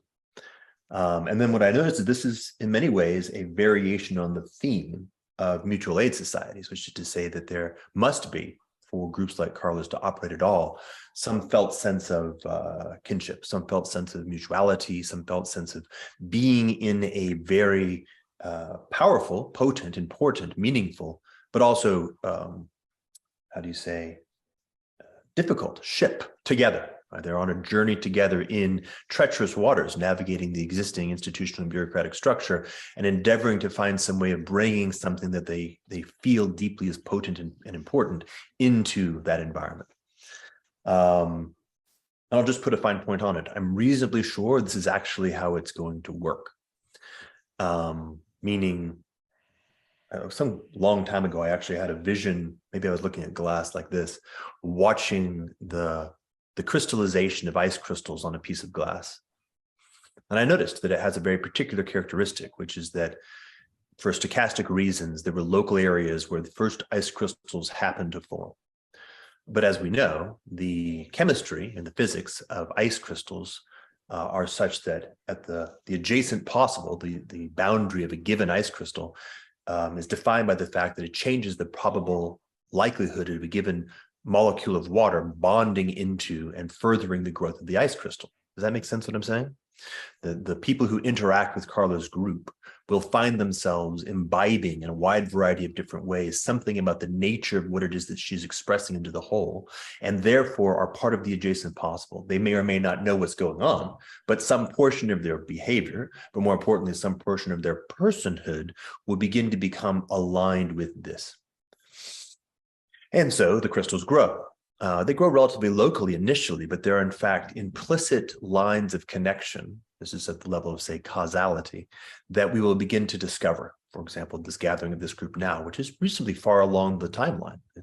We've been playing this game for a while. I noticed a lot of faces that I've seen through sort of the arc of this thing over the last 12 years popping up.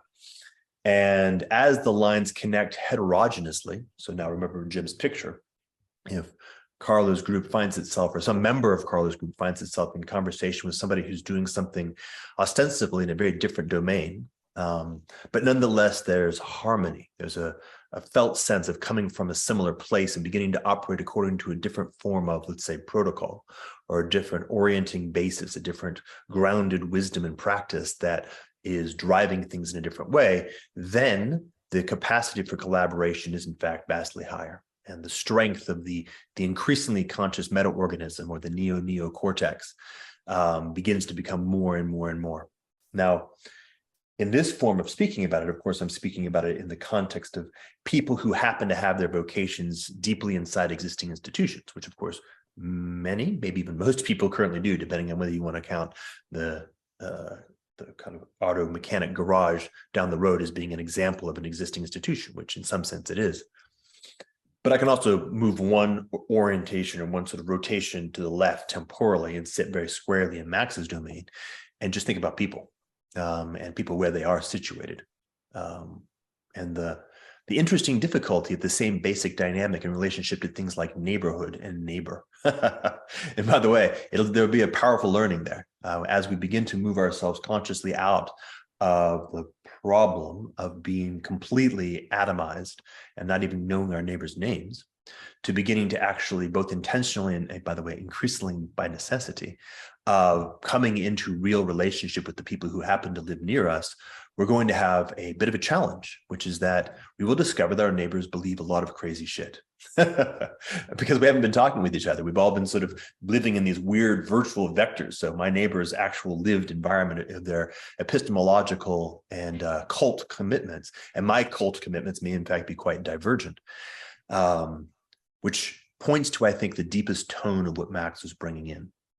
And that is something like remembering the deep stack of where wisdom comes from and recognizing that wisdom intrinsically transcends our, let's call it cult commitments or our epistemological biases. And if we orient ourselves from the bottom up on that front, then we have the ability to begin to engage in real relationships and hopefully can begin to sort of push up. And I'm meaning this in sort of the sense of the way that a well-functioning cell moves toxins from its interior to its exterior and eventually across the membrane. So we'll notice that while me and my neighbor may initially have a sense of sort of doctrinal tension, as we become more and more capable of collaborating at the level of the basis of wisdom, we'll begin to notice that the disagreements we have may in fact be disagreements that we're actually okay either just throwing away or at least pushing to a periphery that don't matter that much. Saying this is both an article of faith, but also on the basis of some pretty deep theses of the nature of cognition and how cultures have operated in the past. So put that there. Okay, so implicit in some of the things that I've just said, let me pull out one particular, I guess the right word is something like tone. It's interesting actually, because the visual metaphor I have is both of, how funny, a lyre in the sense of not a person who tells lies, but in terms of a musical instrument, but also a bow that throws something forward. Take that for what you'd like. We're, again, I guess I'm reasonably well established as having a particular position on the nature of where we are and where we're likely to head. So take what I'm about to say as simply me reiterating my own thesis. And if you disagree with that thesis, then nothing really new has just happened. But something along the lines of, I would propose that we are very much at the terminus or nearing the end of a very long arc. Many different pieces are part of that arc. One is the sort of the final culmination of the institutions and kinds of mind that are produced by literacy, writing. So we're sort of at the end of the Gutenberg galaxy and beginning to be at the nape of the curve of the digital revolution, which will have profound implications and will be shaking things up for, well, at least probably the majority of the lifetimes of those who are alive today. And psychologically and institutionally, of course. The reason why I bring that up is just to bring to the foreground the degree to which, if we're talking about things that sound quite potent or momentous, or maybe even a little bit crazy in terms of magnitude, just to make the argument that when you are involved in something that is of an order of magnitude of change intrinsically, this digital thing is happening, it is appropriate, in fact necessary, to be thinking at that same level of order of magnitude in all the other ways that you're going about doing things. By the way, as an aside, Carla, what I would, my particular feedback on the diagram, what was it? More of this, less like this, dial up, dial down, is I would take it as a vector, not a state space, meaning if I draw a line on the left column and I make it an arrow pointing towards the points on the right column, I would then begin to endeavor to inquire as to what lives further along that vector space, along those dimensions. And noticing that the big difference here is actually a difference in moving from a way of thinking about things as ontological objects into a way of thinking about things as evolvable dynamics. Yeah. So that's what I'm talking about. There's a deep shift that is happening and needs to happen at the most fundamental level of the way that we even conceive of what is and how we are in relationship with what is. Again, at least at the order of magnitude of, let's say, the last 500 years. And I would propose even bigger than that by quite a bit. So in this alignment, Max's proposal, and by the way, Jim's proposal, both highlight what I would say are two fundamentals of how we might think about this future of governance. I guess, Max is very much focused on doing it right now. So I don't think he made the case profoundly enough for the depths of the shift that he was proposing, meaning the shift from knowledge, or more specifically information, into wisdom. So, and I guess we're in a group where that's not necessarily controversial, but let me go ahead and just hit that. What's it feel like? Like a bass, actually, standing bass. Hit that deep note a few times just to make sure that it's really resonating. This is a big shift. It's a shift that reminds us of the notion of the commons. He said wisdom commons, and I want to bring that forward. The notion that we've been living in a weird aphasia where we've forgotten about the fact of the commons and in fact the transjective more fundamentalness of the commons for about 500 years. We've been living in this weird dichotomy of states and markets as being sort of the whole of the governance toolkit that we have to operate with. But in fact, the commons, which is to say the sacred, or the location from which wisdom, in which wisdom is cultivated and from which wisdom stems, the location of religion, the location of family, the location of nature, and I shall say also the only possible location where technology can actually settle, is both more fundamental and is in the process of a renaissance, a rebirth in a deep way. So this is an inversion or almost a topsy-turvy. I think many people are going to go through a felt sense of dizziness as they move through that transition of having to leap across the chasm of living in institutions that are governed by the logic of information and knowledge, and by the way, state or ontological primitives and algorithmic transformations, across the chasm into places where things like warm data are a way of thinking at all, like connectedness, wholeness, integral as a fundamental characteristic of the nature of the reality in which we live, and being able to orient ourselves on things like the agathon, right? The notion that there is a directionality that holds us and that we can use to guide us as we're moving through incredibly uncharted waters. And then I'll shift one more, click. Now I'm in Jim's epistemological frame. And here is the flourishing, I think, of something like the notion, it's funny, computer science discovering itself as, if not maybe the queen of the sciences, certainly within the royal court. And it's so curious, isn't it? Because computer science, its particular lineage is almost vocational. It almost comes out of the same lineage as, well, certainly the same lineage as electrical engineering, which is itself kin more to things like chemistry and even carpentry and plumbing than it is to say mathematics. But the deep insight is that computer science is the most abstract of all possible disciplines. And if you run the endpoint all the way to the very end, what it does is it says, okay, let's take a look at the notion of what it means to be thinking about invariance, and how do we actually understand the various kinds of processes and architectures that are available in the space that is beyond change in some very deep sense. It's like practical engineering using geometry. And I don't know if you noticed, but if you have any sort of background in systems architecture, or particularly software systems architecture, Jim was using those kinds of concepts. Right? We're talking about object classes. We're talking about various kinds of methods. We're talking about, literally protocols. And he points out the fact that while the notion and nature of the idea of protocol predates computer science by forever, by the way, indigenous communities use that word as a way of understanding how you begin to have communications between highly heterogeneous cultures. Nonetheless, it's been deeply explored and made quite mature in the context of computer science. Now, why am I saying that? Well, let me propose a hypothesis.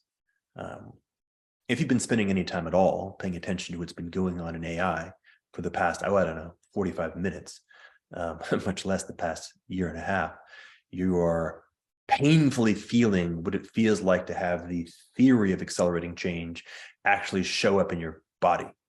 It's the difference between being on the roller coaster where you're watching, that click, click, click, click, click, click, click, where you're heading towards the top of the curve. And you kind of know that there's a top of a curve coming, and you can imagine what it's going to feel like when you're over the top of the curve, and the actual point at which you've gone over the top of the curve and you're feeling the acceleration in your gut.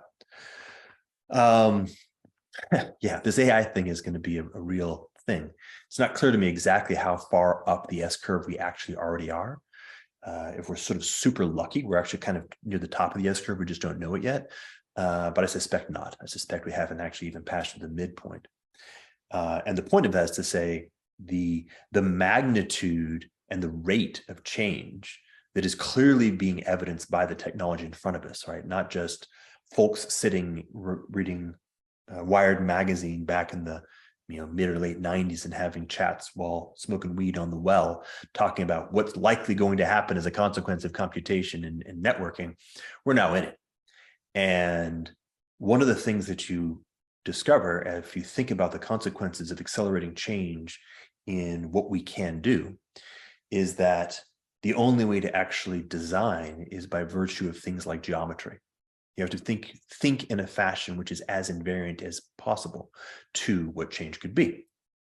So what I would say when I think about what Jim is doing in some sense is that he is providing an example of a way of thinking about how we might begin to consider the primitives of designing the scaffolding for the self-organization of Homo sapiens in a highly disrupted social environment by means of using primitives from computer science and from the ways of thinking about how you design any kind of systems design. And of course, if you're at all familiar with what's going on in the, I'll call it the Web3 community, obviously that's got a little bit of a pejorative these days, but the folks who are thinking about what comes after Web2 in some orderly fashion, particularly in the DAO space, lots of pictures of DAOs look a lot like that picture that Jim put up. Right? So he's talking about proto-bees very much in the space of organic humans living together according to the needs of humans, but there's a bit of isomorphism. Right? I've just seen that image in my head with regard to the distributed secret societies of mutualistic groups discovering themselves and becoming conscious of themselves in Carla's world, in the organic world that Jim's talking about, but also in the highly virtual network state emergent environment of the DAO universe. Right? So there's something, in fact, invariant about that. Well, it's actually the word is topology.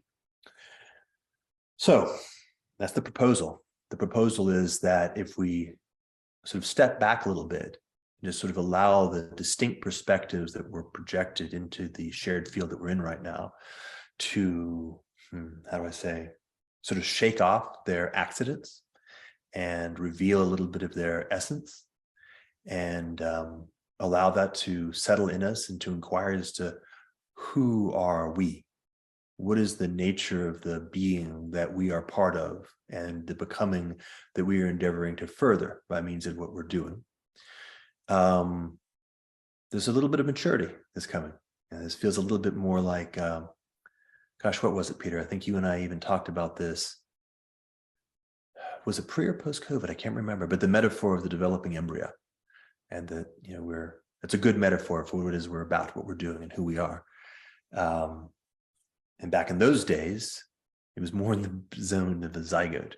But now it feels like we're, you know, maybe at the middle or the end of the first trimester. There's a structure beginning to develop. There's maybe organs beginning to form.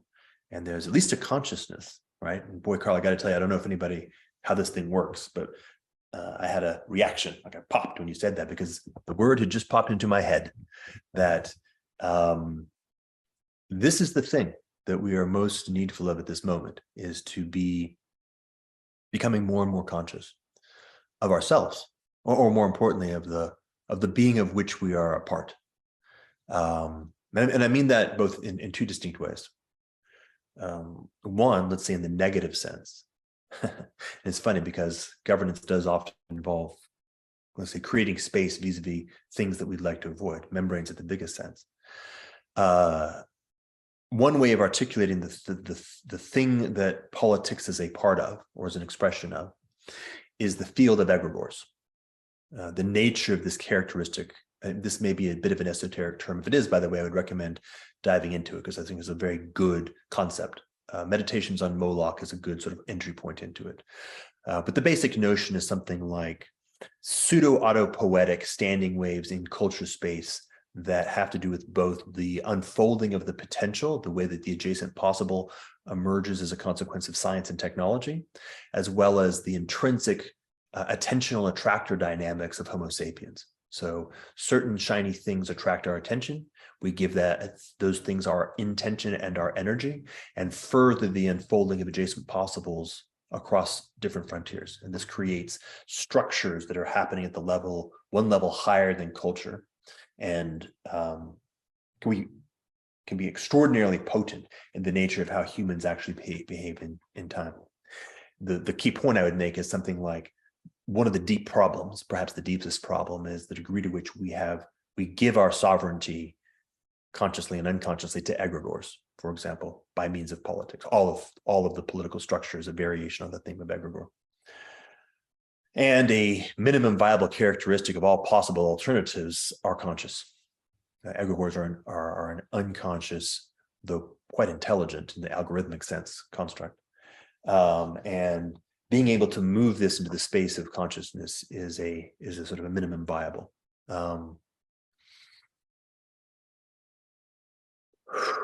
Let's see. So since I didn't have any meaningful technical difficulties, I'll use that as an excuse to buy myself a little bit of time to just to think a little bit and see if there's anything important that I should be adding before we open this up to, what do you say, doing the thing that we're talking about as opposed to talking about the thing we'd like to do.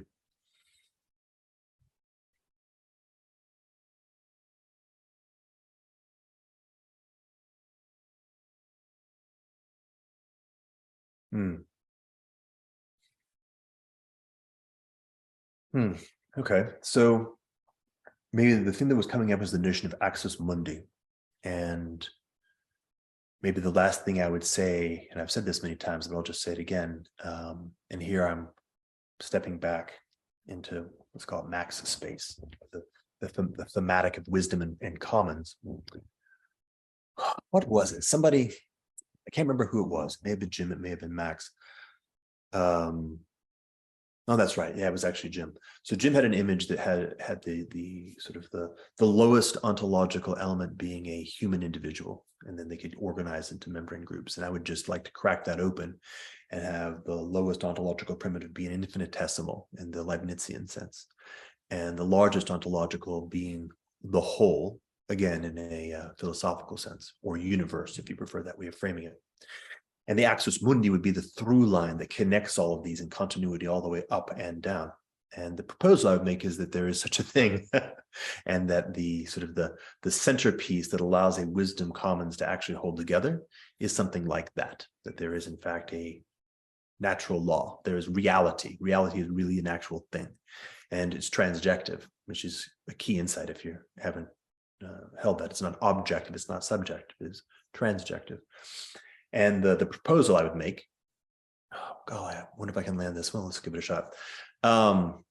Is that the first location of a wisdom commons is your own soul. That's the proposal I would make. And that there's a profound isomorphism in how that rolls out as you expand the field of beingness to include larger and larger nested holons.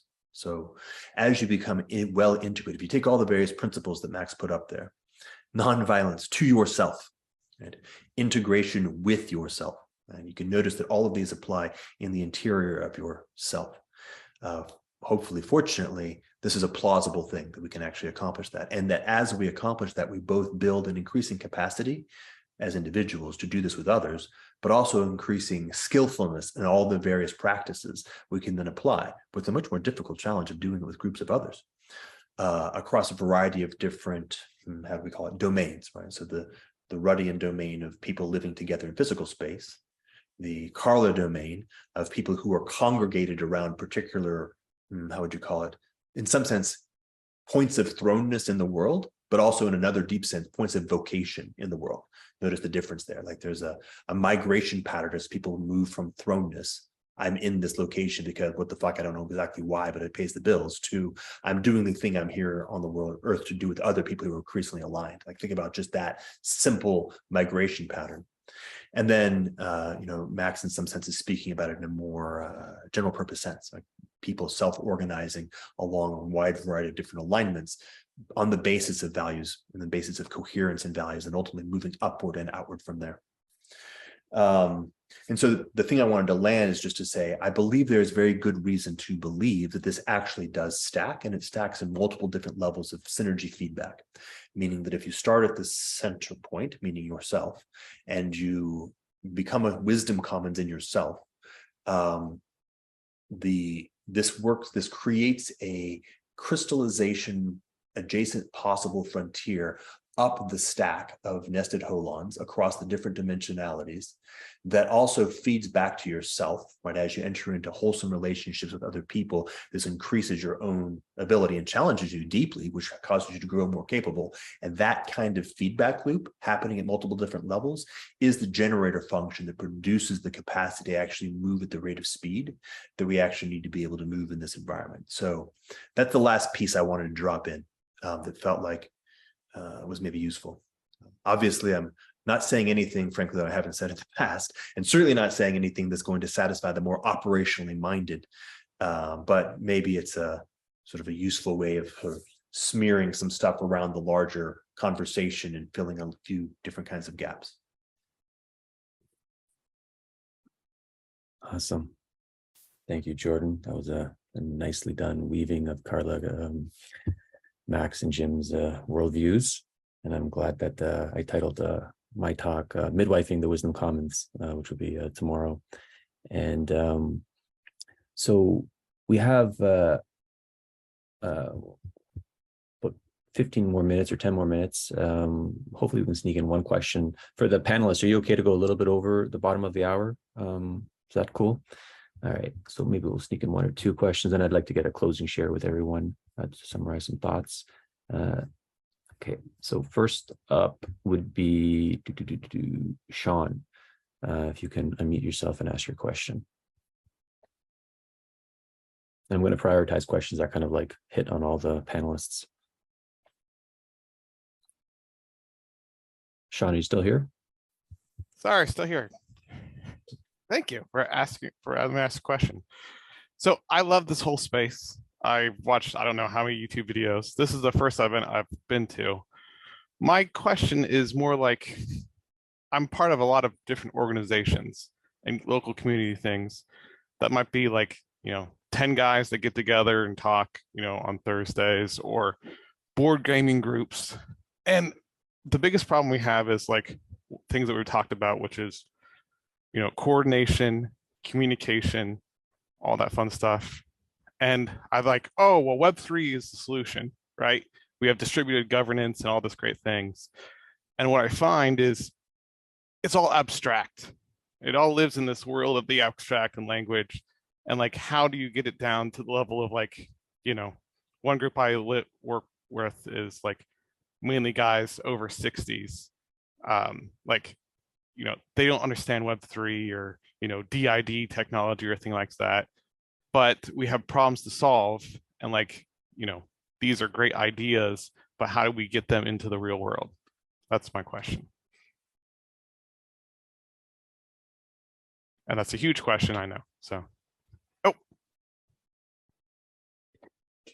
Can I steal the question and answer sure. 5 questions that I saw in the chat at the same time? Sweet do. All right. So what I'd like to do is first coin a term that I'm going to call the error or the unconscious assumption of centralized agency. And I would propose that in the contemporary environment, we need to become incredibly conscious and capable of the notion of distributed agency. And this is what I mean. I'm, by the way, Stephanie specifically referring to the point you made in the chat. So, everybody has a particular thing that they can and should be doing. There's a lot of us, like in some sense, there's all of us, billions of us. And the likelihood that what Carla is supposed to be doing is somehow the same sort of thing that I'm supposed to be doing is frankly just very, very low.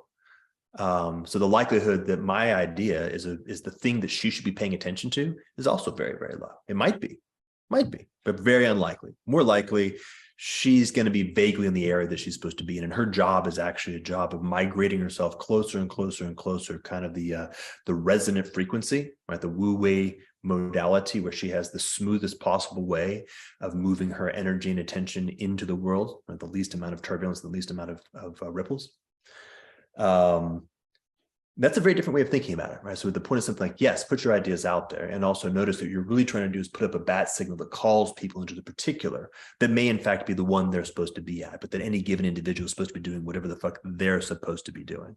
Now, the reason why I say it that way, Sean, is that, lots of stuff's happening in the real world all over the place. And the real world, of course, is all the way micro to how a given individual treats their nutrition or is in relationship with their partner or their child, or to how a given company or organization thinks about how they're going to go about doing product management. So I'm not quite, I'm sometimes a little bit confused, but I'll project an idea of why one might imagine that this isn't actually embedded in the real world all over the place, deeply, all massively. One big challenge, well, two big challenges. One is, in many cases, many of these things have come either from highly abstract origins, so that their languaging has naturally had to propagate, I want to say down, but through a variety of different transformations into locations that are increasingly legible to people who don't operate in highly abstract modes. The other is, in fact, they've come from lineages. Like a lot of this stuff is actually coming from things like, Tyson Young Comporter's work, that's pulling it directly from, say, the Aboriginal lineage, which has a illegibility problem to people who don't connect with or have the ability to really grasp and relate with those sorts of things. So it's a learning journey is the right way of putting it. So we've been on a very long learning journey. And in some sense, if it is entering into a place where it's just beginning to land on a certain population, it's just beginning to be the thing that they can begin to put to use in their own lives properly and well. And there may actually be many people who have been using it in a variety of ways in the past. But that would be the primary answer I would give, is from a historical perspective, the directionality, its emergence in a highly abstract, by necessity, by the way, location, and the learning journey that's necessary to just move that into places that are more and more legible. And therefore, by the way, more and more, let's call it practical or concrete. The differential vector of it moving through different subcommunities and all the metabolism of how that is had to be embodied or how to be dealt with in a given subcommunity. It creates all kinds of weird conflict and chaos when people who have been operating in a place of relative harmony, new ideas enter in, which cause shifts, but those shifts move not exactly at the same rate through the community. And that's blown a lot of shit up, by the way. And then, of course, the big problem, this big topsy-turvy move of moving from an entire way of thinking and living in the world through the looking glass and beginning to operate in this wisdom commons is it's a real change. So that would be my answer to the question. Yeah, I can make a brief comment on it. I think a Game B vision on how to land these things in the real world is to first think of the series of membranes all around the world, say working in a specific domain, let's say optimizing discussions for 10 dudes on a Thursday evening, could constitute a community of practice. And inevitably, some groups will find solutions earlier than others. And so that there then ought to be horizontal information propagation across this community of practice so that good ideas can be picked up, as we would say in the Game B lingo, lower the activation energy for the N+1 to do the activity. And then, because everybody's situated differently, the N+1, N+2, N+3 will take a good N that happened to emerge from somebody in this exploration, and we'll make additions to it and enhancements, and they'll contribute that back to the information commons so that the next person, the next group of people that have a similar issue can essentially start with a head start of collected best practices that have been developed in a distributed, not top-down, not dictated fashion. So let's say from a process perspective, one suggestion.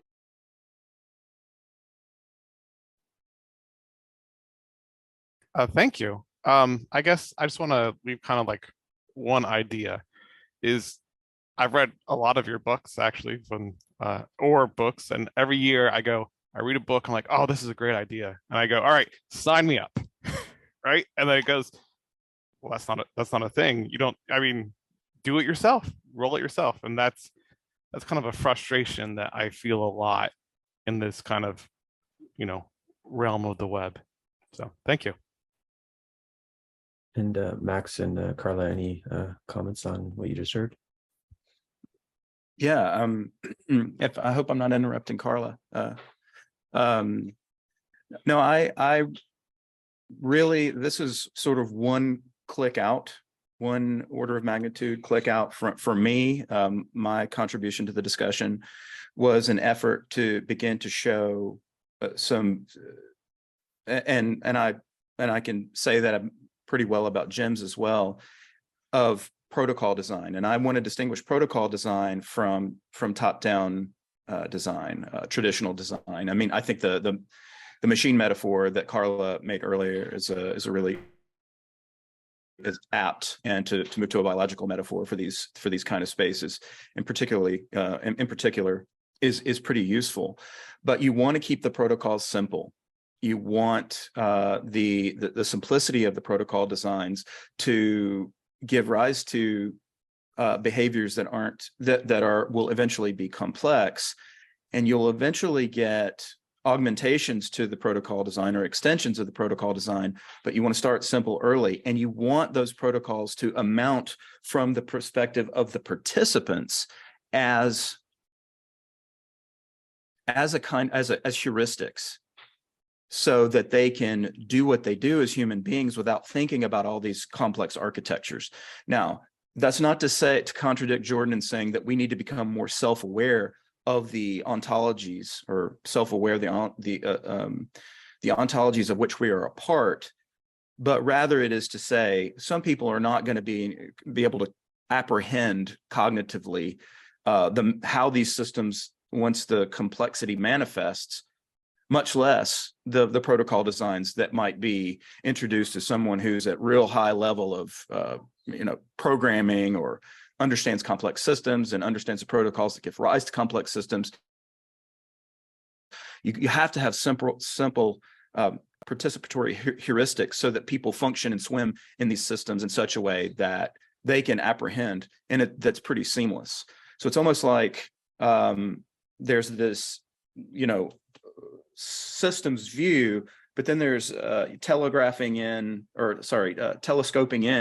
onto how people will function within these environments in a distinct way. So all that is to say, that's a very fancy way of saying to the overall question. Yeah, we got to get in there and try stuff, but we got to introduce simple rules, and we have to start treating the interactions as feedback loops and recorded knowledge, so that the protocol design can advance in a much more distributed way internally to the organization.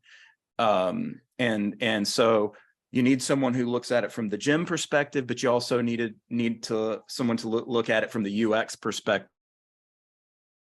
if it's technological, and from the user's perspective internal to the organization, in terms of how it lives, how your experience of time and place within these contexts, and the patterns of interaction that tend to occur around these protocols. All of that is going to take multiple perspectives, the objective, the subjective, and the internal, the external, those kind of, maybe you could call it aqual kind of treatment from Ken Wilber and the integral theorists. But in any case, it all comes down at a certain point to trying stuff out and seeing what sticks. It is the prototyping and experimentation. So my talk, for example, this is just before me trying to establish something. I have designs on actually trying something out and trying to develop some really simple things to prototype a new organization of this sort. And this is sort of my background thinking on it. Can I chuck a couple of thoughts in the mix just before we go? So if the question is, how do you sort of start to take some of these ideas and put them into practice? I mean, I would be happy to talk for a very long time on this, because there's many different sort of tricks and ways of doing it. But I would say the simplest thing is focus on problems. Focus on problems that other people, the people that you want to try things out with or move forward with, also recognize as problems. Because that's how you drive action, is you say, we don't like this thing, we want it to be better. So that's why my team wasn't about, oh, let's try behavioral science. It was, there's this massive problem that people have recognized when you see it, that no other professional function owns, about the way that the department makes decisions based on assumptions about people that aren't true. And that is the justification for doing things differently. It's like, well, if we don't do that, so I can tell my team, are we addressing that, or are we going down routes that feel more comfortable? No, okay, right, we're doing that.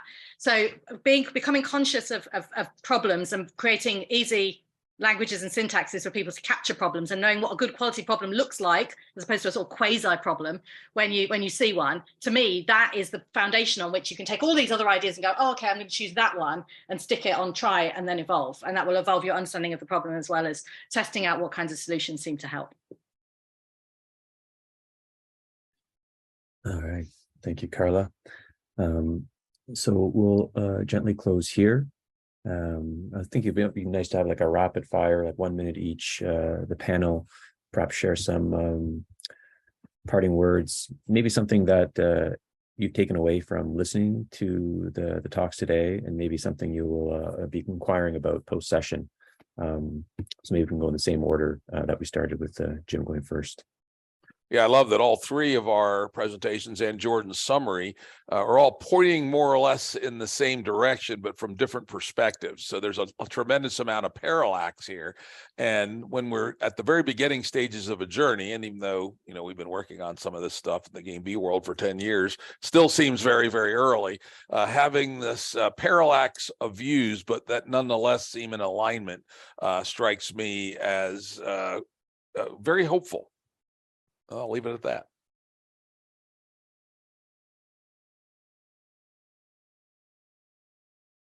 Max, do you want to go next? You're on mute, Max. Thank you. Yeah, I think I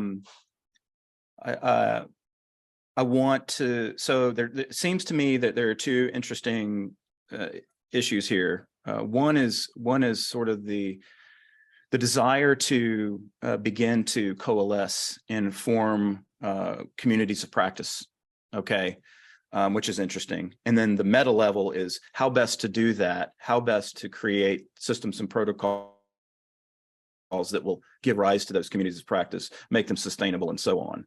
And I think if Jordan's right about this maturation process, this is going to allow people at least of a certain set of interests to converge in the way that Jim talked about just a minute ago.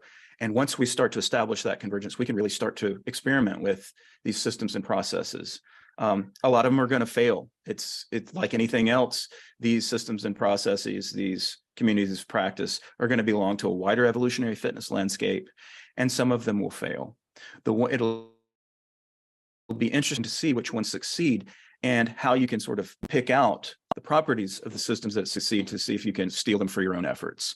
And I think there will be such patterns that form. You won't be able to steal all of them because some of them will be completely context dependent. But otherwise, this convergence of the meta level or the systems level view, along with the desire to create these communities of practice, because we are feeling this sense of loss of meaning or loss of participation in the good old human ways that we're now rediscovering. It's very promising to me to see this group here today, but also to see just how much convergence there is at the level of the idea. And now next comes instantiation. Brilliant. So I'll chip in a few ideas.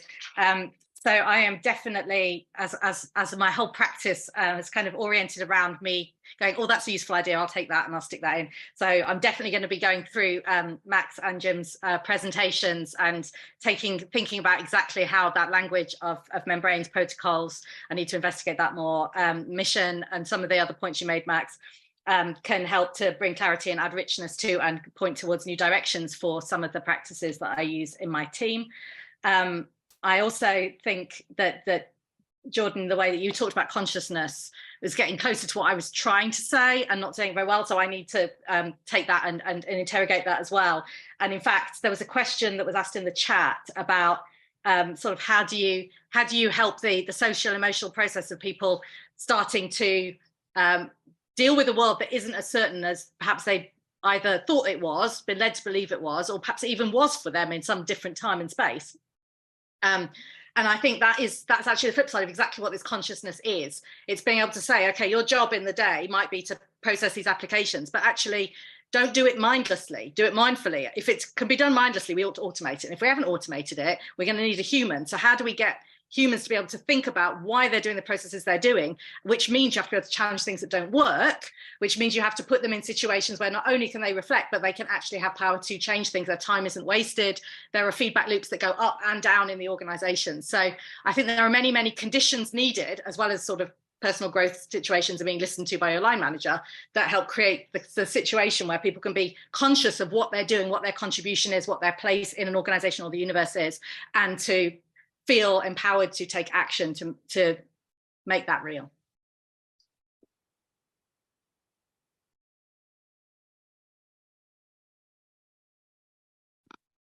You're on mute, Jordan. Somehow my UI had lost the unmute button. So I feel called to actually recapitulate something that I believe I said about 6 years ago at the transition talk with Daniel and Forrest. This is coming from the outside in. It's something like this. We're in an we have sort of odd good luck coming our way, which is, I don't know if you've noticed, but the world has become increasingly weird and increasingly intense, certainly for the past 5 years. And I have every expectation that's going to continue, both in intensity and weirdness. And I would use Douglas Adams' theology to say, don't panic. And that's going to take being made of some stern stuff. But if you can form a center of stability, sanity, compassion, virtue, coherence, in the context of everybody else losing their shit, then things will begin to move against a different, let's say, tone of whatever it is you happen to be holding. So it's an odd thing, right? The squeeze is on. And I think in some sense, whether we like it or not, more and more is going to be squeezed generatively through whatever it is we can happen to cobble together. But in many cases, I think the most fundamental thing for us is just to hold. Just to hold something like rightness and virtue to the best that we can in the context of everything getting more and more, both more liminal and also more chaotic around us.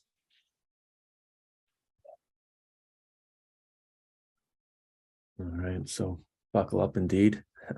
Thank you for this wonderful presentations, Jim, Max, Carla, and Jordan. Everyone, final round of applause for the panel.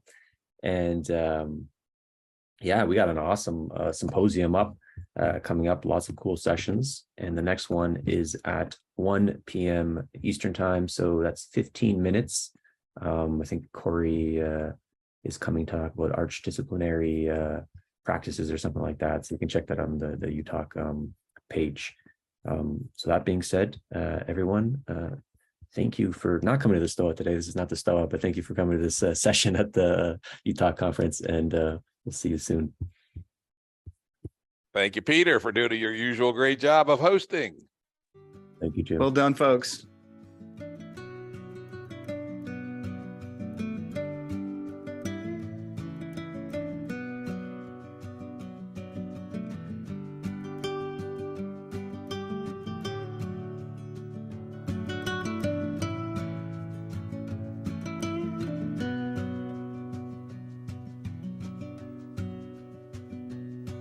There's those thinking more, less is more.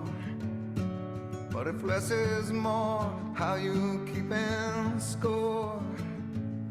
It means for every point you make, your level drops.